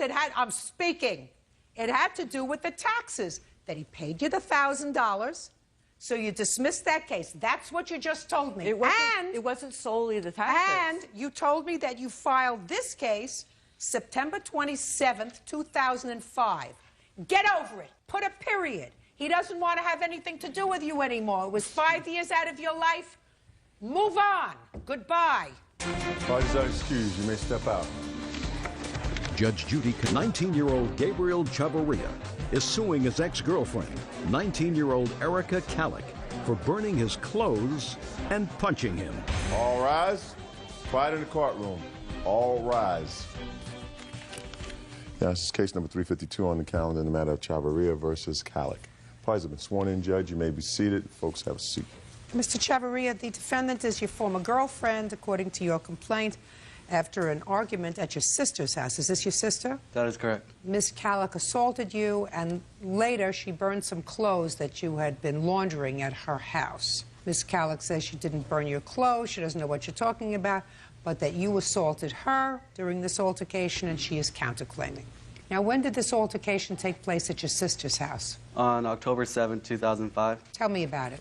I was in the process of moving my clothing from my friend's house to my mom's house. So I asked Erica if I can do my laundry at her mom's house, and she said yeah. Why didn't you do the laundry at your mother's house? Because she doesn't have a washer and dryer. Do you have a key to that house? No. How did you get in? Her brother was there. Who was this? That's her brother. Did you let him into the house? No, he wasn't there. Like, I don't remember him letting him in. Don't speak. Okay, go ahead.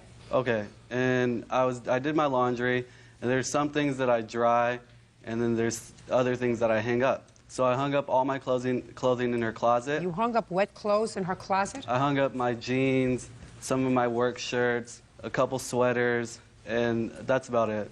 Go ahead. So I went and picked her up at about 12:30. Where did you pick her up from? From school. Where do you go to school? At Spokane Community College. What are you studying? I'm going for administrative systems. What time did he pick you up at school? 12:30. And where did you go? We went back to my house. When you got back to your house, was his laundry dry or wet? When he left them from his friend's house, they were still in his trunk. He never did laundry at my house. He was going to, but we ended up going to go look for apartments to live in. How do you know they were in his trunk? Because he had brought them from his friend Mike's house. What I'm asking you, Ms. Calic, is how do you know his clothes were in his trunk? Okay, I don't know. I'm assuming that they were. Fine. What did you go to your house for? Because we went and got a paper, and we sat there at my house and like circled apartments and called and made appointments to go look at the apartments. Where was your brother? He was in his room. Did you see him there? Yes. Did you go into his room? Yes. He didn't come out to you. You went into his room. Well, not at this time. He was... I'm just asking you a question. No, I went into his room. That's what I asked you. Next. When we were looking for apartments, we went to one place, and we didn't really like it, so we decided to go to my sister's house, Clarissa. Me and Clarissa's ex-boyfriend went to the store, and when I came back, my friend Mike said Erica's in the room talking to her ex-boyfriend. So I went to listen on the phone to see if it was true, and she was on the phone talking. Just a second. What do you mean you went to listen in on the phone? I went into my sister's room to And you picked up the extension? Yeah. That's pretty gross. Okay. Then I went into the room and asked Erica why she was calling her ex-boyfriend, and then she said, "Why do you care?" And I was like, "Because I'm your boyfriend." I was like, "Would you want me to be calling my ex-girlfriend at one of your brother or sister's house and then be trying to hide it from my sisters like you're doing, like you're going to go cheat on me or something?" Then she got up and she's like, "Oh, you're always so jealous," and she started cussing me out and screaming at me. Then I took the phone from her, and then that's How when did you get the phone from her? Because I told her to leave. Well, so far, all I'm hearing is, and I said to her, how would you think you would feel if it were me talking to an ex-girlfriend at your brother's house? And I took the phone from her. Tell me how you took the phone from her, sir.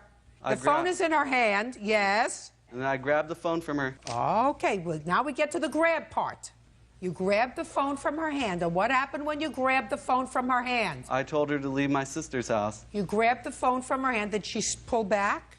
No. She just gave you the phone? She didn't give it to me. She tried to keep it in her hand. Well, that's what I'm asking you. Pay careful attention. Life has a certain rhythm to it. There are certain natural things that happen. Yeah. And when you get to be my age, things become more natural. You know, if it doesn't make sense, it usually doesn't happen. So that she's talking to the ex-boyfriend on the phone. You go to grab the phone out of her hand. She pulls back. You pull back. So now you're in a struggle for the phone, right? Correct. And then what happened, sir? So I had the phone in my hand. How did you do that? I took the phone from her hand. You overpowered her. That is correct. And? And then that's when she hit me in my temple and once in my nose. And then I pushed her, And during the whole thing, that's when my sister walked in and was trying to pull us away from each other. And so I was walking outside, and that's when Erica pulled me back in and was hitting me all over in my neck, in my chest, and my back. And then I hit her in the eye because it was for self-defense. I didn't know what else to do. I couldn't get away from her. So the police came, and what happened when the police came? Okay, before the police came, I was outside smoking a cigarette, and then Mercedes, Erica's daughter, came outside and asked me if I can give them a ride home. I said, yeah, and that's when Erica came barging outside and slammed the door open, and this door hit Mercedes in the face and gave her a bloody nose.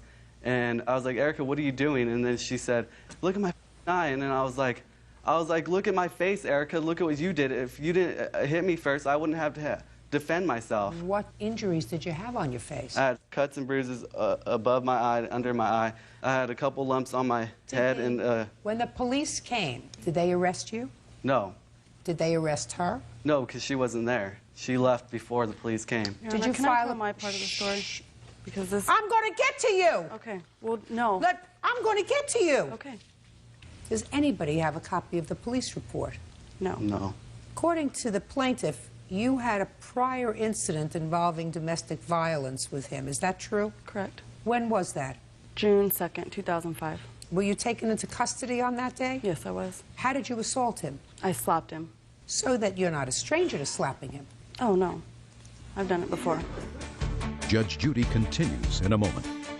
Just because you're the woman doesn't give you the right to put your hands on another person. And if you put your hands on another person, you hurt them a little bit, and they hurt you a lot, that comes under the category of too bad.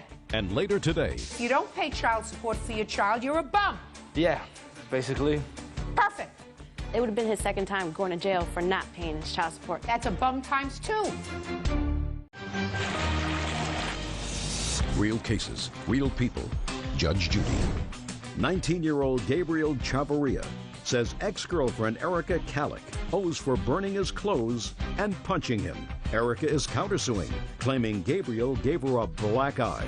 What happened when he pulled the phone away from you? He didn't even pull the phone away from me. So tell me what happened when he came into the bedroom, which you acknowledged that he did. Yes. Came into the bedroom and you got into a heated argument about you're allegedly speaking to a former boyfriend. I wasn't speaking to anybody. It was his friend Mike that was talking to my ex-boyfriend because they're friends, and they were going to go out to a party or something. So you never got on the phone to say hello? No, never. So when he came inside and said, what's going on? Let me hear. He stood up, and, well, I stood up because I was sitting on the floor. And what were you doing sitting on the floor? We were all sitting on the floor. Who's all? Me, his friend Mike, and his other sister. You mean the two of you weren't alone in the room at the time? Oh, no. Go ahead. And I stood up because he got on the other line and he heard my ex-boyfriend talking, but I wasn't speaking to him. So he came in and said that I was trying to call him, and it's just common sense that why I wouldn't call my ex-boyfriend at his sister's house. So I stood up and he was calling me all these names and pushed me, so I pushed him back and he hit me in the room. It wasn't in the living room or where he said it was. It was in the room, and I fell back on the bed and got up and then pushed him again, and we just kind of got in a fight, but I didn't punch him or slap him or anything. And then he had a scratch right here, and that was the only thing that he had. I have pictures. Just a second.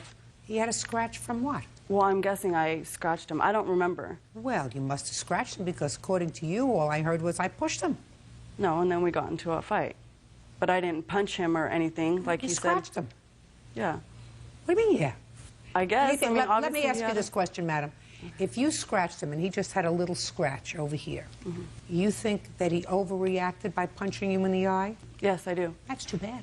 If you put your hands on somebody and scratch them, give them a little scratch, sometimes you get, listen to me, sometimes you get the worst of the deal. Somebody's going to get the bad part of a bargain every time there's an altercation, a physical altercation. Somebody's going to get hurt a little bit more than another person.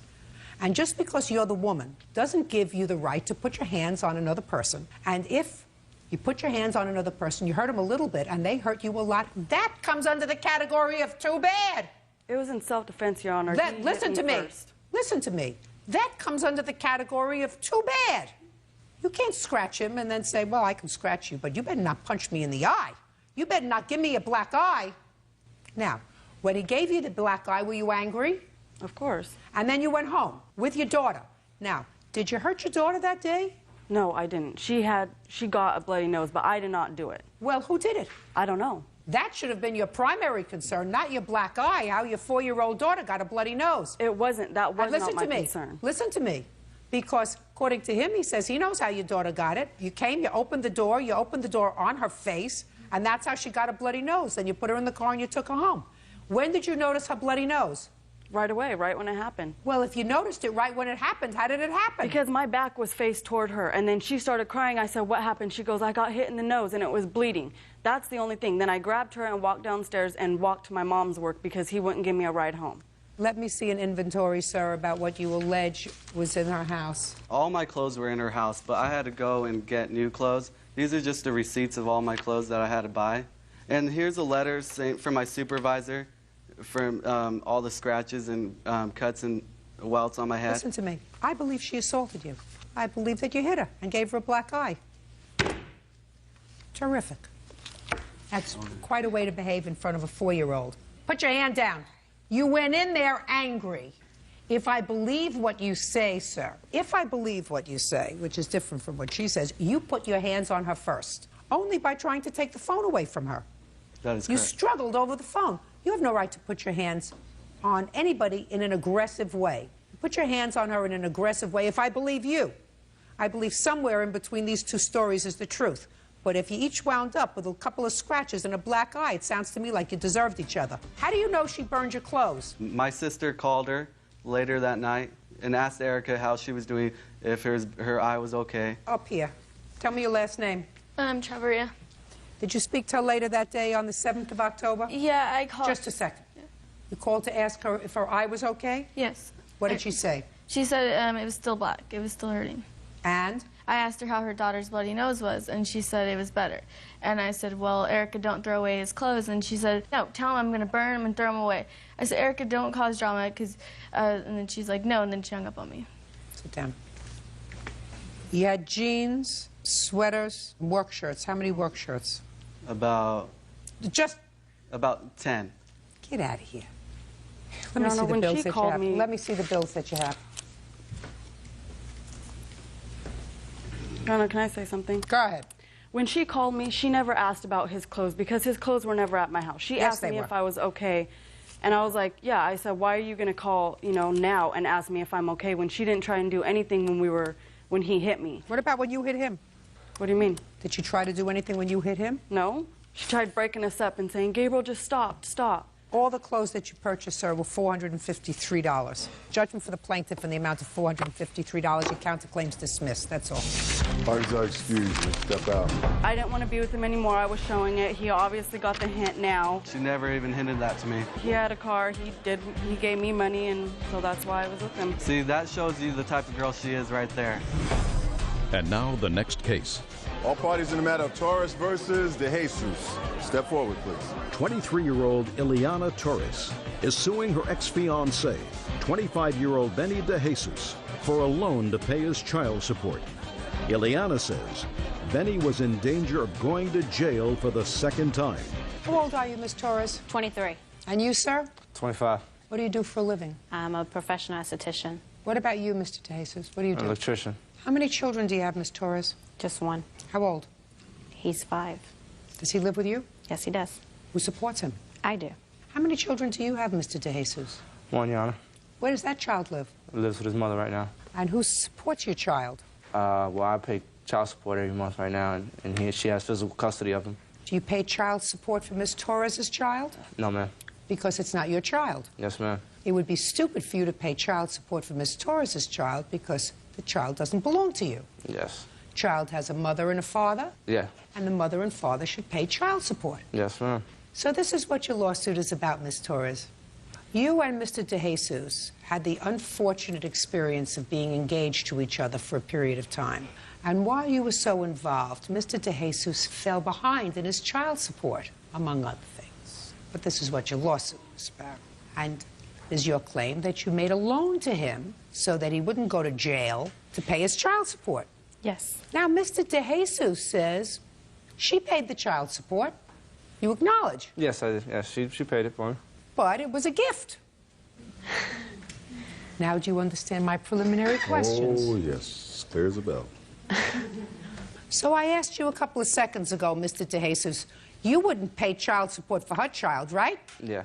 Because the child's not yours. Nope. Child has a mother and a father. Yep. Parents are supposed to pay for their own children. Yeah. Right? Right. And if you don't pay child support for your child, you're a bum. Yeah, basically. Perfect. How much did you give him to pay the child support? $2,400. And how much time was he facing in jail if he didn't pay the child support? 2 years. Ah. It would have been his second time going to jail for not paying his child support. That's a bum times 2. Now, Miss Torres, I mean, he's easy to take care of. You know, I could take care of 10 of him with this pinky. 10 of him. My question to you is, you don't look like a marginal person, articulate. You look somebody in the eye when you speak to them. You have a child that you support, lives with you. What are you doing with him? I mean, are things so desperate out there that you got to pick a bum who's got one child and has fallen behind twice in child support to the extent that the second time they were going to put him in jail for 2 years? You're going to get your $2,400 because that's what he owes you. Because he doesn't want to pay for your child, and you shouldn't have to pay for his. Right, Mr. DeJesus? Yeah, right. It wasn't $2,400. She only gave me $1,000. The rest of it I raised myself. Show me the $2,400, Miss Torres. She knows that it was $1,000 that she gave me.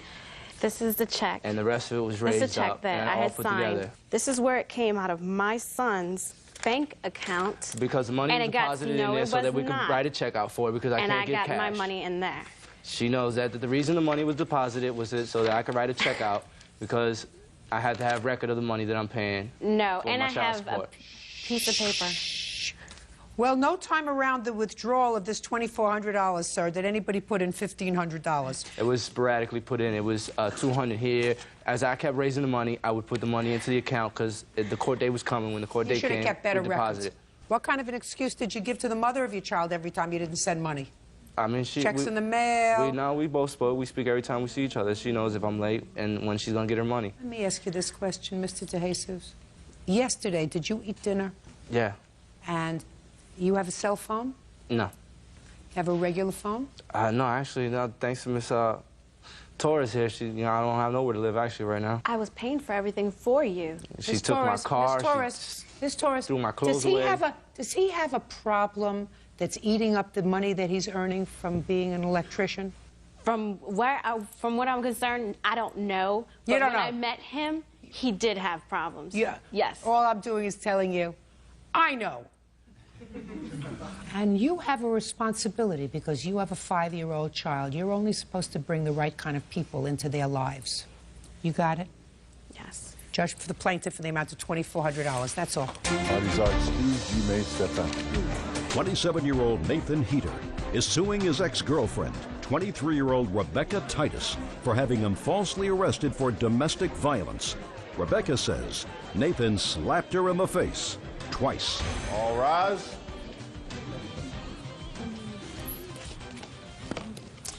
Now, this is case number 293 on the calendar in the matter of Heater versus Titus. Parties have been sworn in. You may be seated. Sir, have a seat. Mr. Heater, the defendant used to be your girlfriend. Yes. And according to your complaint, she had you falsely arrested for domestic violence. Correct. Ms. Titus says that she did call the police. She had you arrested for domestic violence, and that's because you hit her. Correct? Yes. This incident happened on what date? July 28th. Now, Ms. Titus, I am correct that at one point in your relationship, you found yourself pregnant. Mm-hmm. And you told Mr. Heater that he was the father of this baby and that you miscarried. Is Yes, that what ma'am. happened? But it turned out that he was not the father of this child. It could have not been his. Right. And then you renewed your relationship again briefly. But that's all it takes, Mr. Heater. A brief moment of stupidity, and Miss Titus told you she was pregnant again.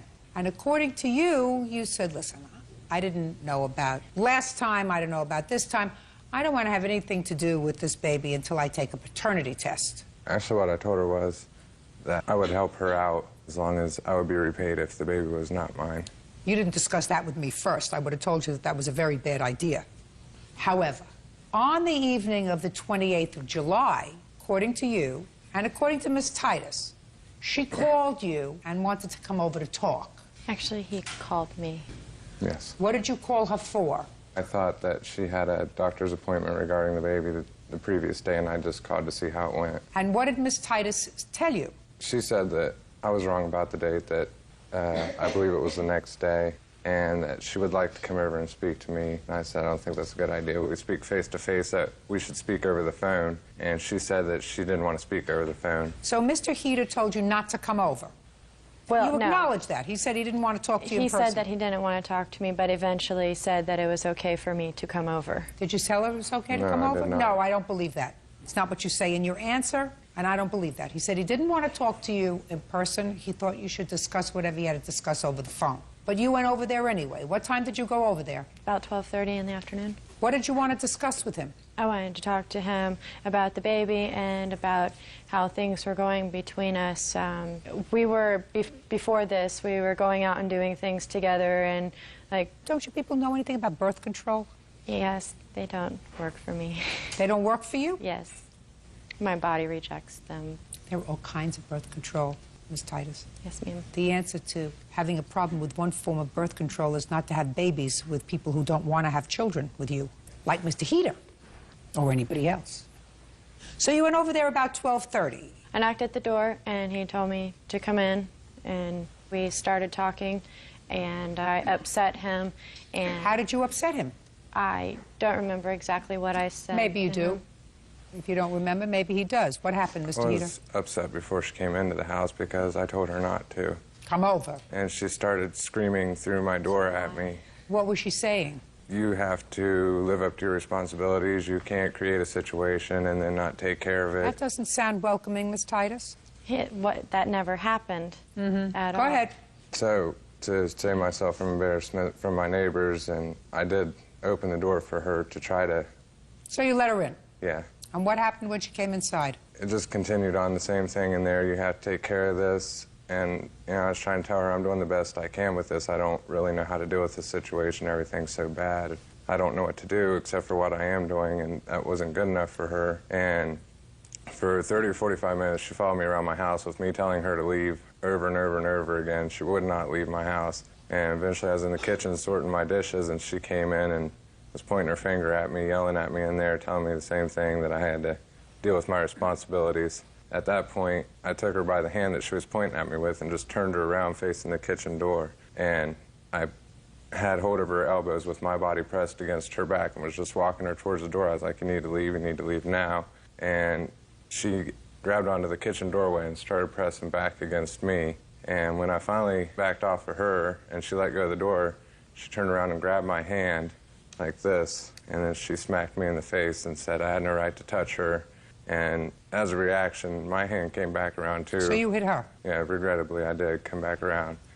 She went off towards what I thought was the front door, but as I was in the kitchen, I heard her dialing my phone. She told me then that she called the police. Do you have a copy of the police report? Yes, I do. I'd like to see it, please. Who is this gentleman, Mr. Heater? This is my friend, Jason Hubbard. Was he a witness to what happened on the 28th of July? No, he wasn't. Okay. Okay, Miss Titus, tell me what happened, your version of what happened when you got into the house. When I came into the house, we sat down on the couch and started to talk. At first, things were okay. Then I started talking about the baby and about this new girl that he's dating and how that her not liking me around is the real reason why he's not wanting to have anything to do with the baby. Then he got upset and told me to leave, and I told him no, he can't just end the conversation anytime he wants to. Yes, he can. He can tell you to leave this house. Go ahead. I followed him around the house and was still talking to him, and we ended up in the kitchen, and I had said something about this girl he's dating, his girlfriend, and he doesn't like me to refer to her as that, so that made him really upset. And he came and he grabbed me by my arms and started to escort me through the door. And I stopped myself, told him he didn't have any right to put his hands on me at all. Yes, he did. Not according to... Oh, yes, he did.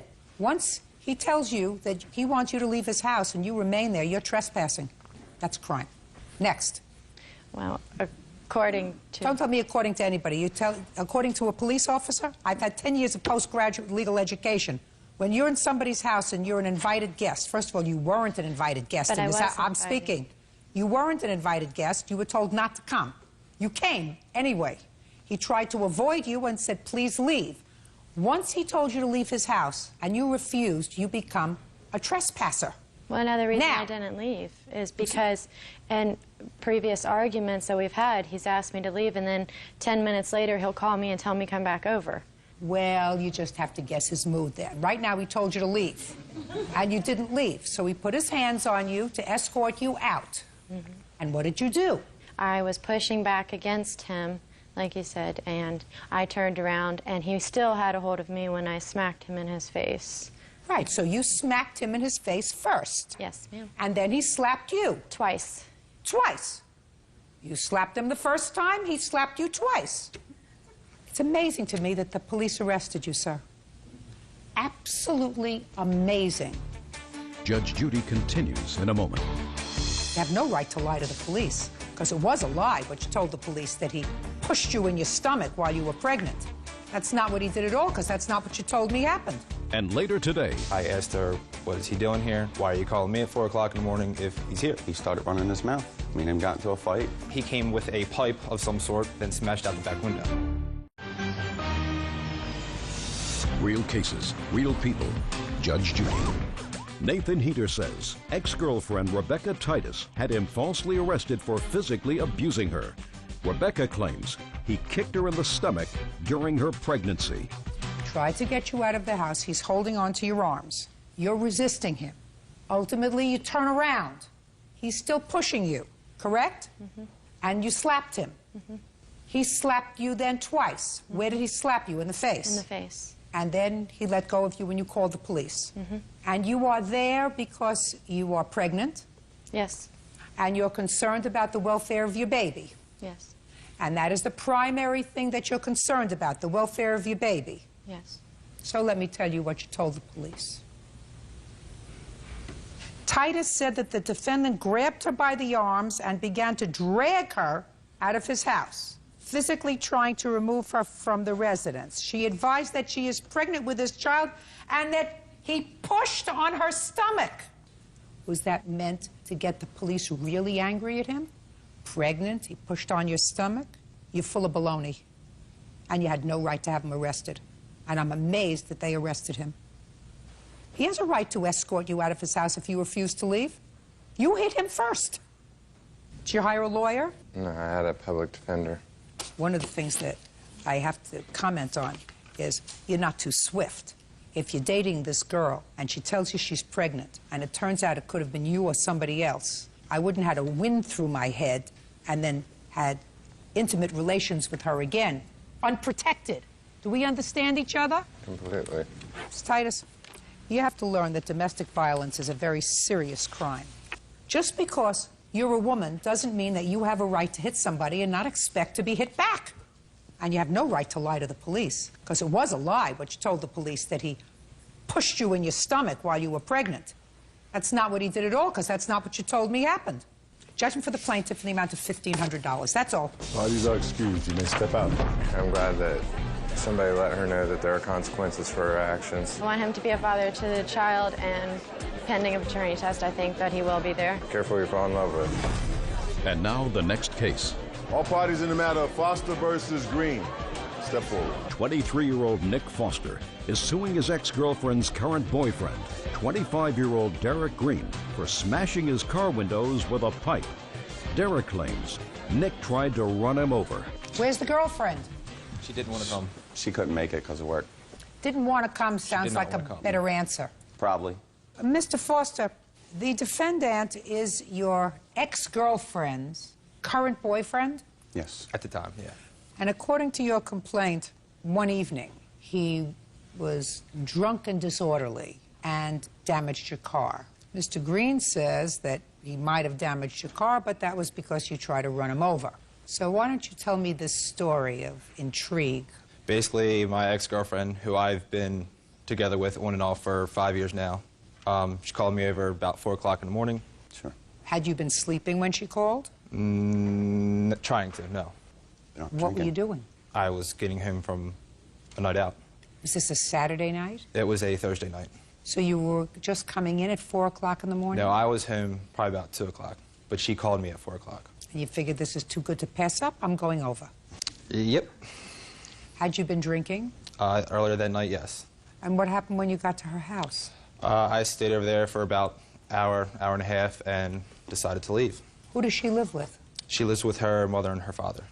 How did she get you into the house? The front door. What happened when you left? Her father was awake, so I decided to go out the back door. That's where I saw the defendant passed out in the backyard.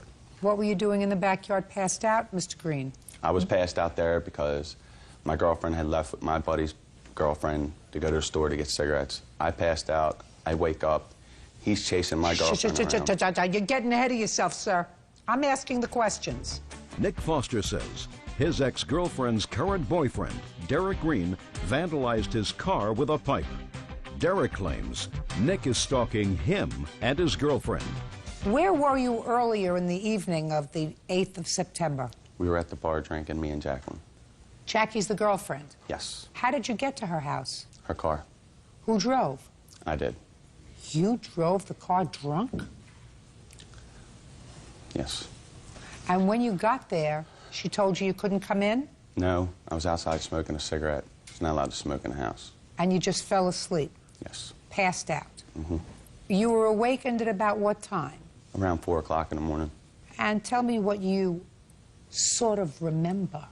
So I remember seeing him chasing my girlfriend around the back patio. He ran out the back door and through the back gate. So he went out the back door? Yeah, after he had one in the back door. He went out. No, you didn't see him go in. I seen him No, running, no, no, chasing you my know, girlfriend. listen to me. All right. Mr. Green, Mm-hmm. let's get it together, sir. All right, I'm getting it together. You didn't see him go in, correct? Yeah. But you saw him come out. Yes. You don't know what time he went in. I don't really know what went on, to tell you the When truth. you were in the house with your ex-girlfriend and the father woke up, was he angry? He was upstairs. What caused your girlfriend to leave the house? I decided that I needed to leave. So she said, go out the back door. We could hear him walking upstairs. Upon doing that, that's when I noticed that he was outside. I asked her, what is he doing here? Why are you calling me at 4 o'clock in the morning if he's here? So I guess he heard us talking outside, came downside and told us all to leave. You mean the father? Yes. When he said he told you all to leave, what did he say to you? He said, everyone leave. That was nice. I would have probably phrased it differently. So what did you do, Mr. Green? I left. Well, how did you come in contact with Mr. Foster's car? After I had walked up the street, he come following me up the street. Me and him got into a fight. How did you get into a fight? Explain He that. got out of his car. He started running his mouth. Me and him got into a fight, started walking across the street. Then he got back into his car, come across the street, tried to run me over. I had to jump out of the way, and I threw a rock at his back window and busted his window out. Why did you throw a rock at his back window? It's an ongoing thing with him. It's, you know, he's been stalking us. I'm asking you, what did the rock have to do with this altercation that you had? He tried to run me over. He tried to kill me. Go ahead, Mr. Foster. What he said was correct to a point. Yes, we did get into a fight, and I got out of my car to run my mouth because he kicked us out of my car. His friends came over and separated us. Where were your friends? What are all these people doing at 5 o'clock in the morning? He woke him They're up. not my friends. We woke him up arguing, and they were right across the street. How old are you? I'm 23. I'm 25. It's not even the youth of America. Yes, go ahead. So, Well, when you stand in the middle of the street as I'm trying to leave, yes, I guess you could say I tried to hit him. with your car? Well, yeah, if I'm driving in the middle of the street, he's in the middle of the street, then yes, I guess you could say I tried to hit him. Yeah, go ahead. He came after me as I pulled over. He came with a pipe of some sort, smashed the side of my car in the driver's door, then the back door, then smashed out the back window. Does that sound right, Mr. Green? No. Well, how did all the windows get broken on his car? I don't know how all the windows got broken. I know I busted the back window out. I didn't bust any of the other windows out. Can I see pictures of the car, please? The other windows were not busted out. It's the side, or the top of my car, on the side of my car, that was damaged with a pipe. What kind of car do you have? Grand Prix. Ooh, no, that's a pipe, Mr. Green. That's not a rock, sir. That's pipe. What kind of work do you do? I'm a roofing supervisor. A what? Roofing supervisor. If I were spend my days up on the top of a roof, I don't think I would get as sauced as you do, sir. I take off when I want. That's responsible. I pick my days. Can I see the estimates on your car, please? Either one of you treated at any hospital or by any doctor on the night of the 8th or the 9th of September? No. I'm sorry, I didn't hear. Treated by a doctor or a hospital? No, I was not. Okay, so we're not talking about any injuries to you. We're talking about two people who had been drinking a lot, right? Let me ask you a question. Did you have a fight with your ex-girlfriend that evening? No. Did you ask her whether or not she'd called him to come over? Yes, I did. And what did she say? She said no. But you see, that's a lie, because she let him in the house. You know, when somebody stalks you so much, then you can only do so much. Listen to me. If somebody's stalking, uncross your hands. If somebody's stalking you, you don't resolve his stalking by calling him at 4 o'clock in the morning to come over to the house. And you don't let him in the house, sir. Yeah, well, he's coming to my house 2:30 in the morning. I don't care about your house. I'm talking about the girlfriend's house, sir. I'm not worried about that anymore. Oh. Listen, when you drink, you have to pay the piper. I don't think your girlfriend was honest with you, sir, with regard to what happened that evening. Maybe she was a little drunk, too, which is why she called Mr. Foster over. Certainly her father got fed up with all of you, told you all to leave. If he was afraid for his daughter's life, he would have taken her into the house and said, you guys get out of here because you're placing my entire family at risk.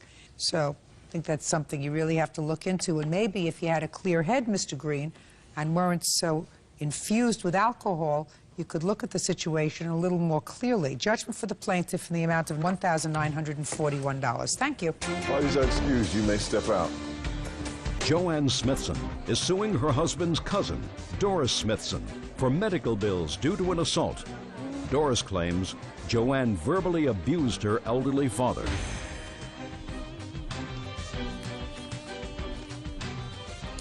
Yeah, this is case number 206 on the calendar in the matter of Smithson versus Smithson. Parties have been sworn in, Judge. You may be seated. Folks, have a seat. Ms. Smithson, you and the defendant are related to each other through marriage. Is that right? That's correct. And it is your claim that the defendant assaulted you. You want her to be responsible for your medical bills and whatever pain and suffering you experienced as a result of an assault. You say that the plaintiff was disrespectful to your father-in-law? To my father. To your father. And that what ensued as a result of her being disrespectful was really no more than a scuffle and the plaintiff was not injured. That's Correct. your defense. You both live in the same town?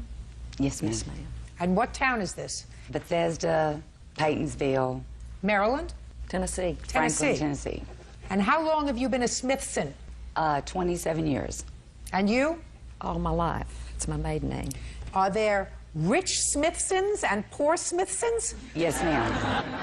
That's what I gather from these papers. Yes, ma'am. Are you one of the rich Smithsons or Yes, one of the ma'am. poor Smithsons? I'm one of the richer Smithsons. And you? The poor Smithsons. No, I got it. But I gather that the rich Smithsons and the poor Smithsons don't get along too well. So I want you to tell me your first name. Doris Darnell Smithson.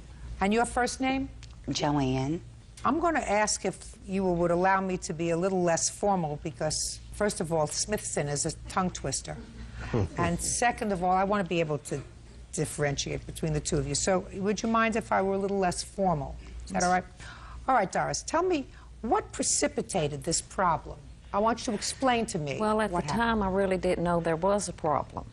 You know, there's always been harassment in the family ever since she's been in it, actually. But we've always got along with her because of my father's 92-year-old brother. Okay.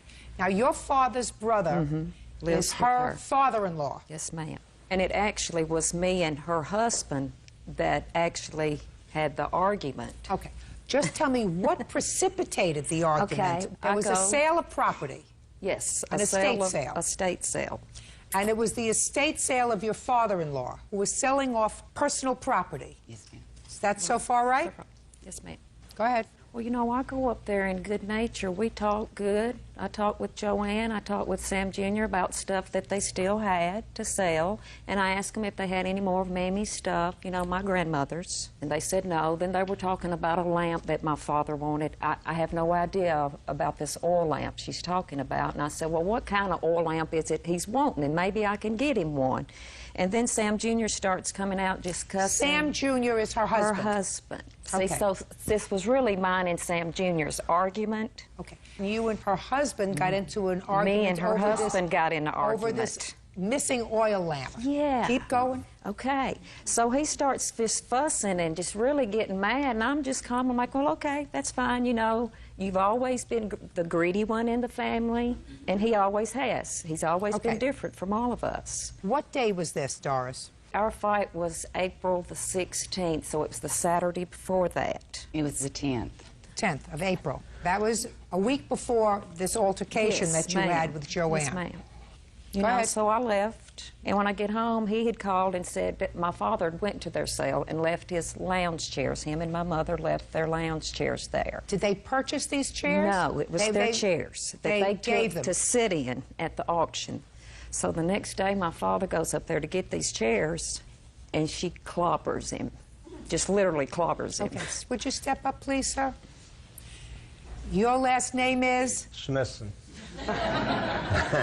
Mr. Smithson, tell me what happened when you went to get your chairs. When we didn't get the chair, it was on a Sunday. So I called Joanne and I said, we left 2 chairs up there. Did somebody get them or they're still there? She said, they're sitting out there in front of the barn.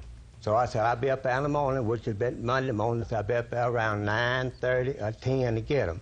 She said, that'd be fine. So about 9:30, I went up there. I stopped right in front of the trailer at the parking place. And when I got out, my brother was sitting on the porch. And she come out, and that's when she started shaking her finger at me, cussing. And my brother got up. What did she say to you? She called me SB's, MF, you name it, she called it. But she had locked his chairs up in her trunk and wasn't going to let him have him. You're going to listen to me. You tell Darnell. You listen to me. You weren't listening to me. Doris, you weren't there. And your father is doing just fine. But finally, she come off my porch, and I said, Joanne, wore my chair that. She said, well, you gonna listen to me first. I said, no, I didn't come up here to argue with you.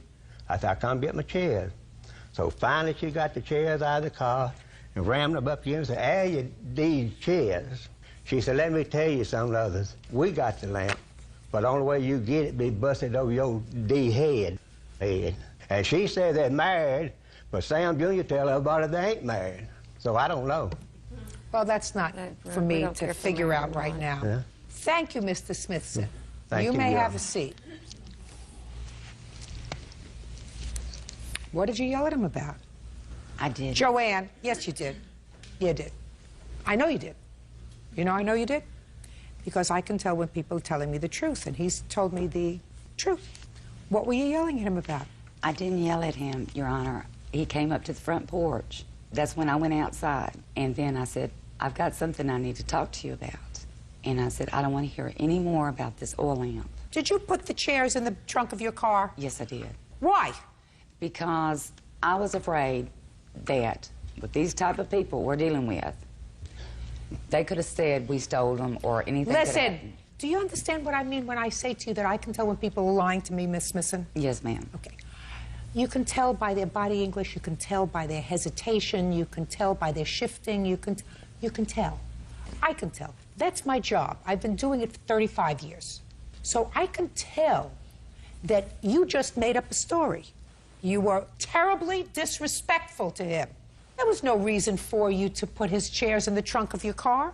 Absolutely none. Judge Judy continues in a moment. Darnell comes behind my car and opens up the door. And after that, I don't remember the hit. And later today, You're told that your daughter's lungs are bleeding because of this bird, and you keep the bird November, December, January, February, March, April, May. Where is your head? real cases, real people. Judge Judy. Joanne Smithson claims her husband's cousin, Doris Smithson, attacked her, slamming her face into the dashboard of a car. Doris claims Joanne is the family troublemaker. Now who are you? Amber. You're the one with the oil lamp. No. Where is the oil lamp? Well, the oil lamp that they're talking about, I have no idea what oil lamp they're talking about. Well, let's say any oil lamp, Amber. Let's start with any oil lamp, and I want you to be very clear on this, my dear. Okay. I can tell when your mother's lying, and I can tell when you're lying.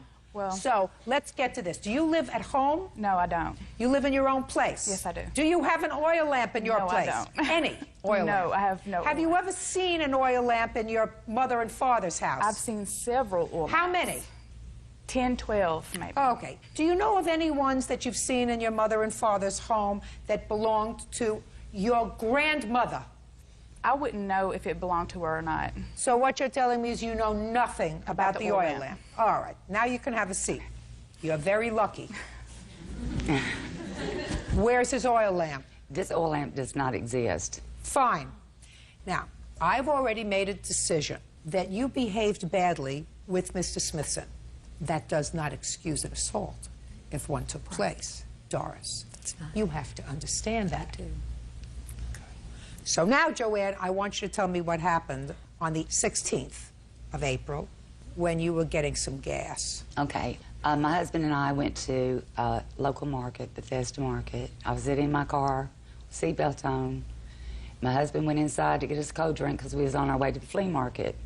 Darnell comes behind my car and opens up the door. The passenger door? Yes. And I looked up, and it was Darnell.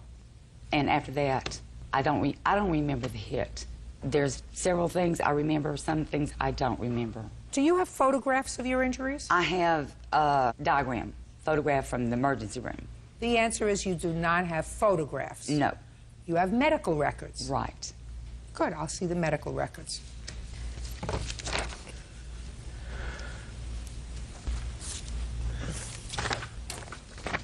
Anybody have a police report? Yes, ma'am, I do. I'd like to see it, please. I've got two. The day of the assault and also the revenge assault against me over the lamp that I was cleared of. What? The same day, she and her father took out a revenge warrant against me over a lamp. I never heard of a revenge warrant. Well, it is. No, Okay. there's no such thing as a revenge warrant. Then what is They it? filed a complaint against you. Okay. The same day the assault happened. Well, there is absolutely no issue as to whether you were assaulted or not. You were, in fact, assaulted. Also, I was... Shh. Okay.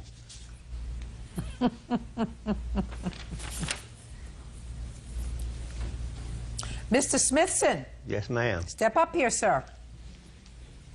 You filed a complaint with the police. I did not. Well, your daughter did. And the most important thing is that when the police officer questioned you, you told the police as follows, because this is in the police officer's own language. Mr. Smithson, that's you, said that when he returned home, that he told his daughter Darnell about Joanne's actions and abusive language and remarks that were directed towards him, that you told your daughter. According to Mr. Smithson, Darnell said that when next she saw Joanne, that she would whoop her. And from his testimony, she did. Did your daughter say that to you? I didn't even see my daughter that day, Your Honor.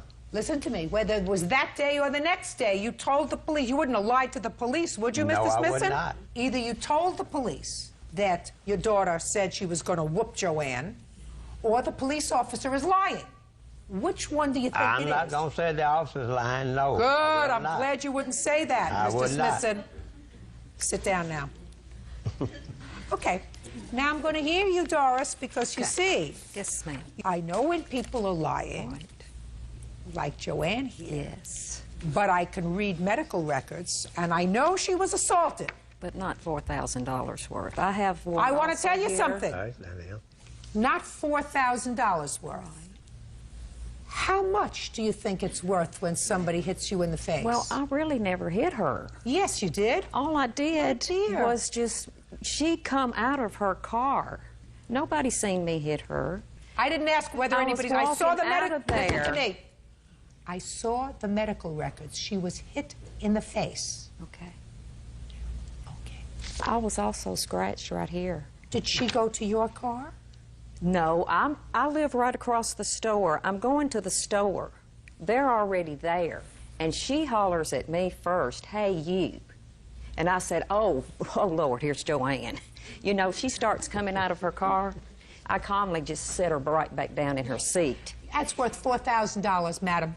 Well, because what you're doing is fibbing to me. Joanne Smithson claims her husband's cousin, Doris Smithson, attacked her, slamming her face into the dashboard of a car. Doris claims Joanne is the family troublemaker. Doris, A, medical records don't lie. Diagrams of her injuries don't lie. Listen, pay careful attention. Because you were angry that your father was disrespected by Miss Big Mouth over here. Well, if she I'm was speaking. hurt. I'm speaking. Okay. Without any just cause. Because I do have a feeling that she's a troublemaker. I believe that.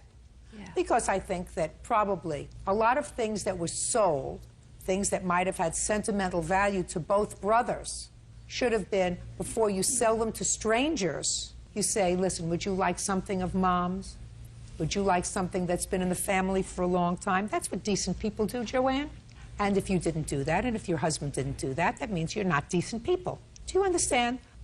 However, that doesn't mean you can put your hands on her. So, the fact that she disrespected your father, and the fact that you did say to him, next time I see her, I'm going to whoop her, the fact that you did it is going to cost you $4,000. Judgment for the plaintiff, that's all. Parties are excused. You may step out.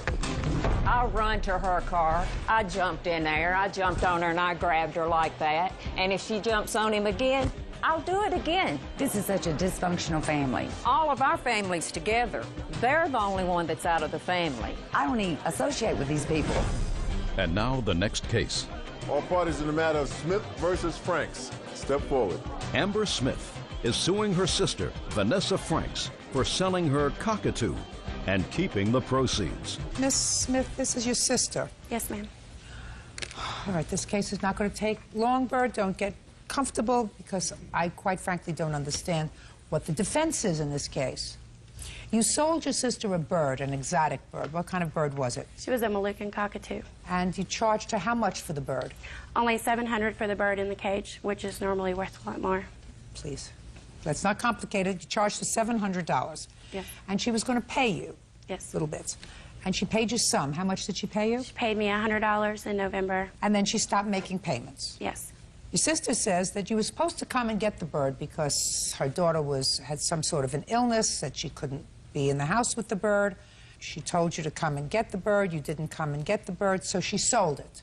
Yes, ma'am. And sold it for? $500. $500. And you took the $500 and you? Put it in the bank. That's my question, Miss Franks. If you sold the bird... Yes, ma'am. Why do you think you're entitled to sell the bird and keep the money instead of paying your sister for the bird? Okay, in November, my daughter's lungs bled in November of 2004. I called my sister on the phone, stated to her, I'm either going to have to sell this bird or you can have the bird back. She said, we want the bird back, don't sell the bird. They came for Thanksgiving. You taking the bird? No, we're not taking the bird. Christmas, are you taking the bird? Miss Franks, is what you're telling me, just put your hand down. Is what you're telling me that your daughter's lungs were bleeding because of the bird? Right. And you kept the bird in your house between November, when your daughter was diagnosed with this illness? No, she's been diagnosed since birth. Well, between the time you were told to get rid of the bird in November and you kept the bird till Christmas? The bird was actually in my home until right at the beginning of May. What town do you live in? Milledgeville, Georgia. Anywhere in the state of Georgia, do they have an animal rescue? Not of course where they I do. live, no. I don't care where you live or not. They do have trees in Georgia, don't they? Yes. Yeah, if my child had bleeding lungs, and doctor told me in November that I had to get rid of this bird because this bird was causing my child's lungs to bleed, and if I couldn't find someone to take that bird, it is warm in Georgia, isn't it? For part of the year, yes. Well, I would hope that it was the right part of the year, because that window would be open, that bird would be gone. I don't understand where you're coming from. You're told that your daughter's lungs are bleeding because of this bird. And you keep the bird November, December, January, February, March, April, May. Where is your head? She's my sister at the same time. Please don't speak. Okay. Listen to me, Miss Smith. Yes. Your sister acknowledges that she told you she was going to give you $700 for the bird. Yes. I haven't heard anything cogent as to why she should be able to sell a bird that she didn't pay for and not pay for it. Anybody hear a reason? Hearing none, judgment for the plaintiff in the amount of $600. That's all. Parties are excused. You may step out. Holly McLean is suing her ex-husband, Steve Reed, for his share of their daughter's wedding. Steve claims he already paid his share. All rise. Now, this is case number 319 on the calendar in the matter of McLean versus Reed. Parties have been sworn in. You may be seated. Folks, have a seat. Mr. Reed, how many children do you have, sir? 6. Who is your oldest child? Stephanie. That's this child here? Yes. And your youngest? Brandon. How old is Brandon? Brandon is 8. You and Mrs. McLean were married for how long? 2 years, I believe. And how many children do you have together? 2. Your daughter is planning her wedding. And according to what I read, Mrs. McLean, you and your former husband agreed to split the cost of the wedding. You did a budget. It was going to be $5,000. Mr. Reed, you agreed to pay for half. Correct. You did, in fact, pay $2,500. Yes, ma'am. But the wedding went over budget, and you want him to pay half of the overage of $800. Yes. And Mr. Reed says, you went over budget, girls. That's your problem. I agreed to pay for half the wedding, which was budgeted at $5,000, and that's what I'm going to pay. I agree. Why did you go over budget? Well, the reason we had gone... Don't listen. Did you have a nice wedding? Yeah. She had a beautiful wedding. Beautiful wedding, beautiful bride, beautiful husband, nice-looking parents. Don't act... What? I said yes, thank you. Do you let him speak at home? Is that the reason he feels compelled to speak here? Because he's not allowed to speak at home? Don't speak, honey. She's cute. Okay, now getting back to you. Why did you go over budget?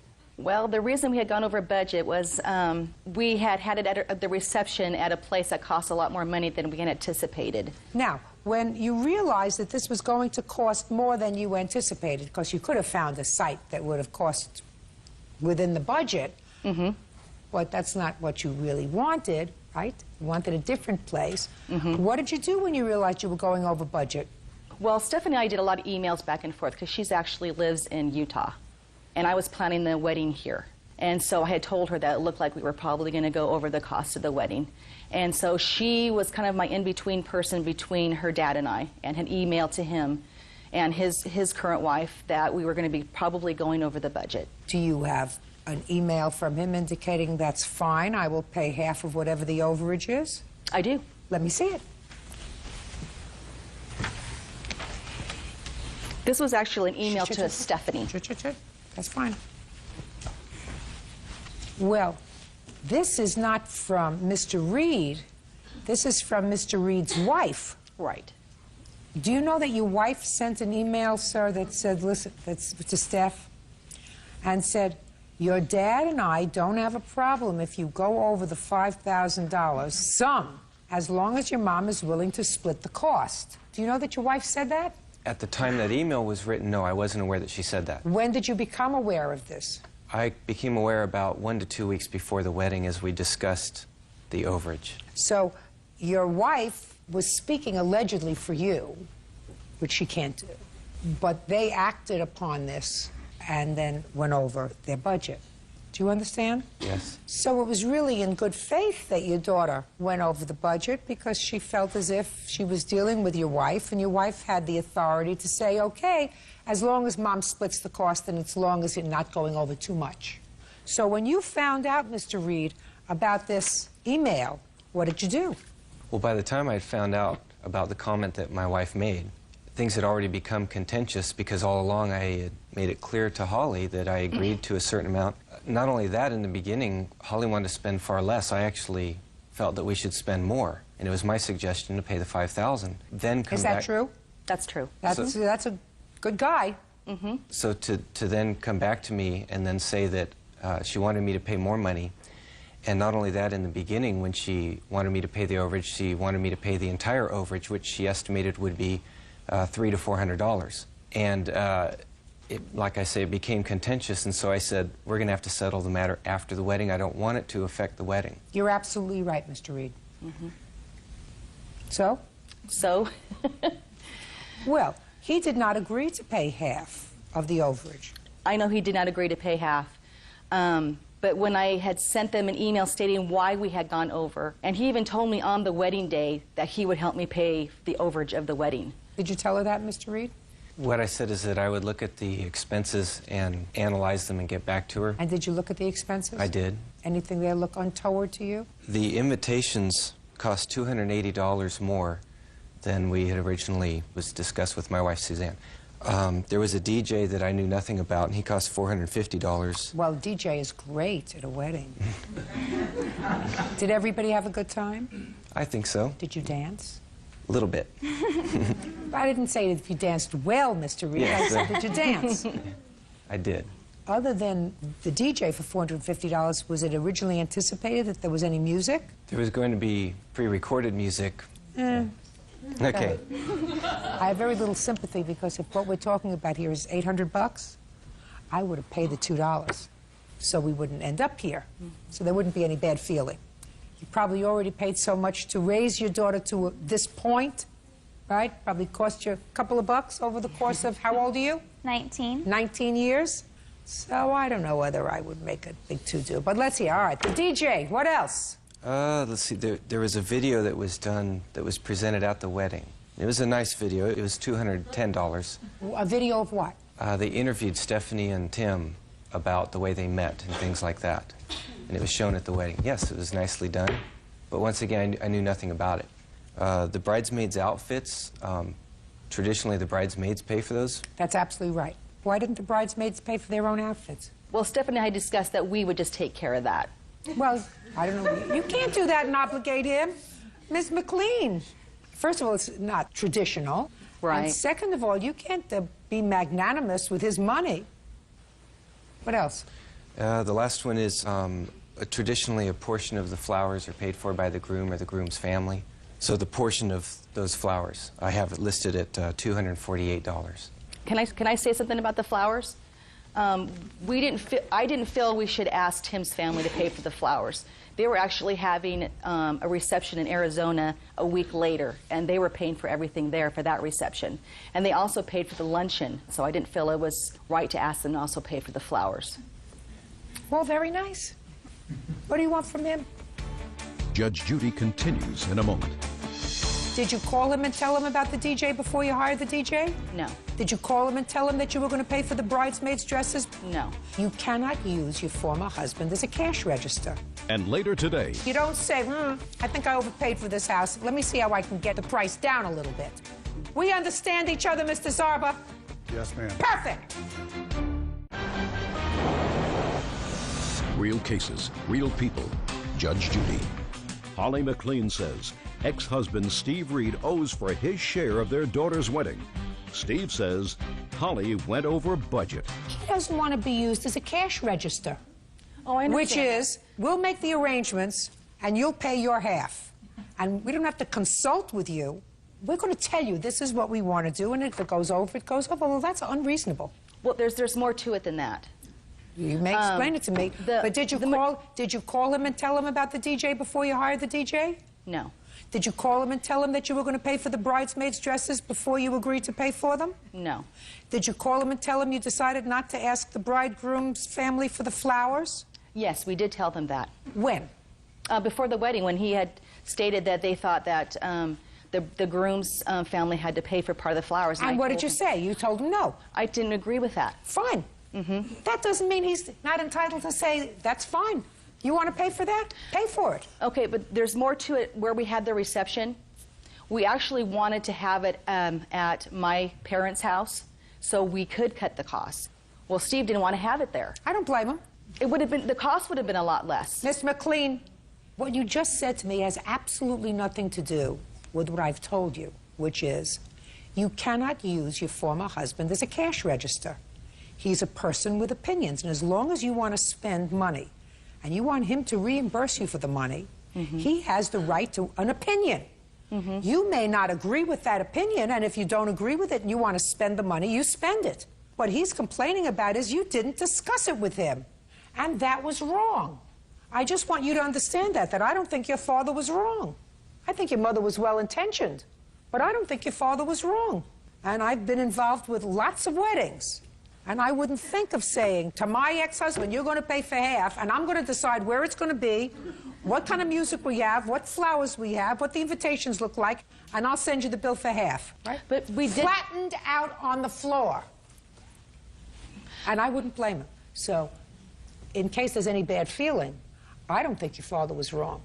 And Miss McLean, if you wanted to do these things and you chose not to get an agreement with him before, you pay for it yourself. Case is dismissed. That's all. Parties are excused. You may step out. He did agree to it in his email with his current wife, and I really felt that he should have paid half. I actually did send $102 over the amount, and then I was just served papers. There was no discussion after that. I just wish it wouldn't have happened. I would have rather not had an expensive wedding at all. It's just water under the bridge. We'll move forward and we'll be fine. And now the next case. All parties in the matter of Friedman versus Zarba. Step forward, please. Al Friedman is suing the current owner of his previous home, Mike Zarba, for the balance of a loan and for disposing of his valuable war memorabilia. Mr. Friedman, you had a piece of property, a home. Yes. And according to your complaint, at first you leased that home to Mr. Zarba. And then there was a discussion about him purchasing the home. He ultimately did purchase the home. Yes. He had some trouble with getting an appropriate mortgage because of some credit problems that he may have had. And you loaned him the closing costs, which Correct. were $20,000, with a promise that he would repay that money within 90 days. 60 days. 60 days. Correct. So first it is your claim that he owes you some of that money, $2,800? As of, no, it's $1,800. $1,800. Left on the loan. The second part of your lawsuit is that there was an agreement between the two of you that you could keep some property at the house, which you claim Mr. Zarba discarded. Correct. Mr. Zarba acknowledges that he discarded the property. He said that he gave you enough time to get it out, and he's not paying you the $1,800 that he acknowledges he owes on the original loan because he was forced to, A, hire a dumpster to get rid of your stuff, and B, he stored it all that time. Is that right, Mr. Zarba? Yes, ma'am. When did you first rent this house, Mr. Zarba? End of July 2004. And when you rented the house, Mr. Friedman still had some property there in both the shed and in an attic? Yes. When did you purchase the house? April 2005. And when did Mr. Friedman loan you the $20,000? The closing, but we had an agreement where I did some work for him, so it wasn't really a loan. Listen to me. When did he loan you the $20,000, which you acknowledge in your answer? It would be the beginning of April. And how long were you supposed to have to repay this loan, Mr. Zarba? In about 60 days. Good. When does your receipt indicate that you hired this dumpster to get rid of his property? August 5th. When did you tell Mr. Friedman that you weren't going to pay him his $1,800 until he removed his property? It was the end of July, right? July July what? 20th. And tell me about the conversation that you had with Mr. Friedman. Well, he showed up unexpected again. He treated me like I was a mini storage. Listen to me. What conversation did you have with him? The conversation was, you need to take care of your stuff, get it out, and we'll settle up. Well, he came to your property Yes. looking for money. He didn't come there looking to take his stuff. He came there looking for his $1,800. Well, it was $2,800 then. Oh, I gave him $1,000. And when you gave him the $1,000, you said, when you get the rest of your stuff out of here, you'll get your other $1,800. Yes. Is that what you said to him? Yes. And what did he say to you? He said he was going to get it out. That was the only agreement we had. And he said he would get it out. He said he'd get it out. Now, 2 weeks later, you disposed of his property. Yes. Gave him till August 1st, in a few days. Well, so far you didn't give him any time, sir. You didn't say that to me. No. You said, when you get your stuff out, I'll give you your money. That's what you said to me. I repeat, listen to me. Okay. I repeated it twice to you. Okay. Al Friedman says the man who bought his home disposed of his valuable war memorabilia. Mike Zarba claims it looked like junk. What troubles me, Mr. Zarba, quite frankly, is your answer. The first line of your answer is the most telling part of your character. You say, I owe him nothing. We were overcharged for the home, considering its condition.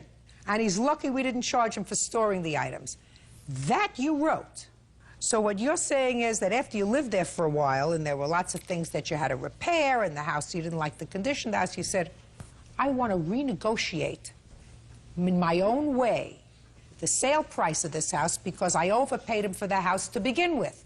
You didn't write there that we had an agreement that we would store the stuff until August 1st. He didn't pick up the stuff August 1st. I hired a dumpster. No. The first thing that you wrote, the most important thing that you wrote was, I didn't like the purchase price, and I'm going to take another $1,800 out of the purchase price because I deserve that. That's not the way life works, Mr. Zarber. Is this your first house? No, ma'am. Well, I don't know what you did in your other houses, sir, but that's not the way you close a house. You close a house, you negotiate a price, that's the price.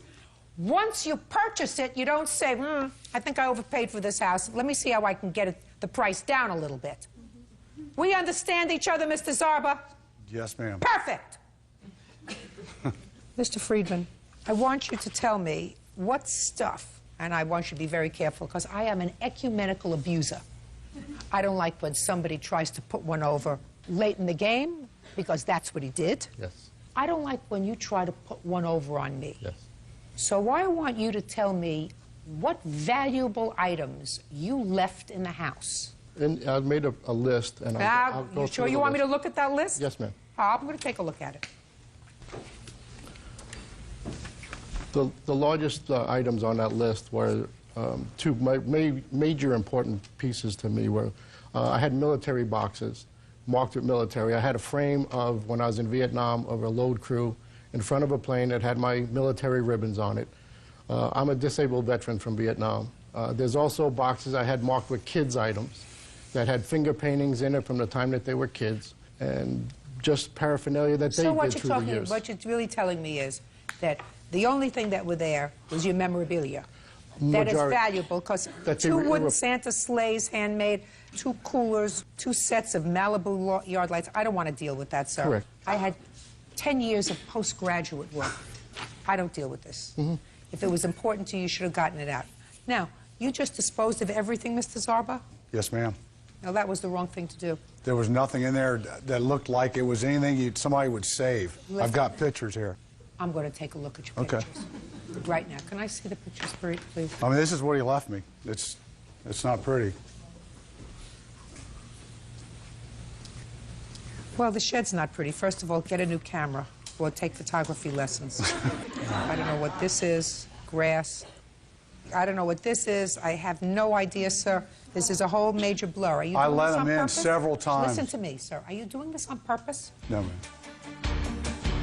When you took a picture of the grass, I could see that this is grass. Yeah. This looks like a Hungarian goulash, sir. It was in the attic. The lighting wasn't very good. I agree. The pictures don't look great. Listen to me, Mr. Zarba. This has nothing to do with lighting. Okay. This looks like somebody who's had a bad hangover took these pictures. All right.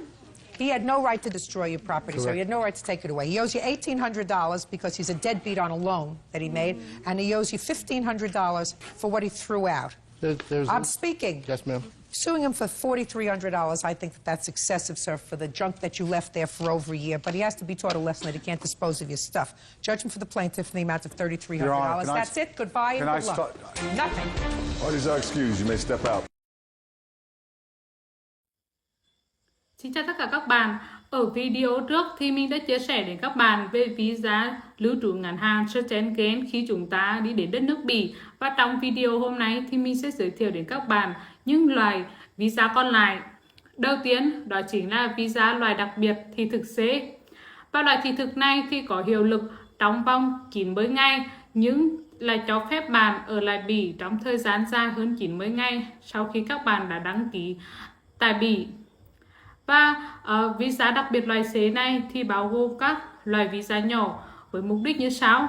Đó là visa để sang kết hôn với công dân Bỉ hoặc là người không có quốc tịch châu Âu. Thứ hai, đó chính là visa để sang kết hôn với người có quốc tịch châu Âu.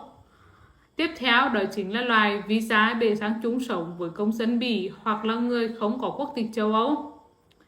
Thứ tư, đó chính là loại visa nhỏ để sang chung sống với người có quốc tịch châu Âu, trừ công dân Bỉ, hay là đoàn tù gia đình với người có quốc tịch châu Âu trừ công dân Bỉ.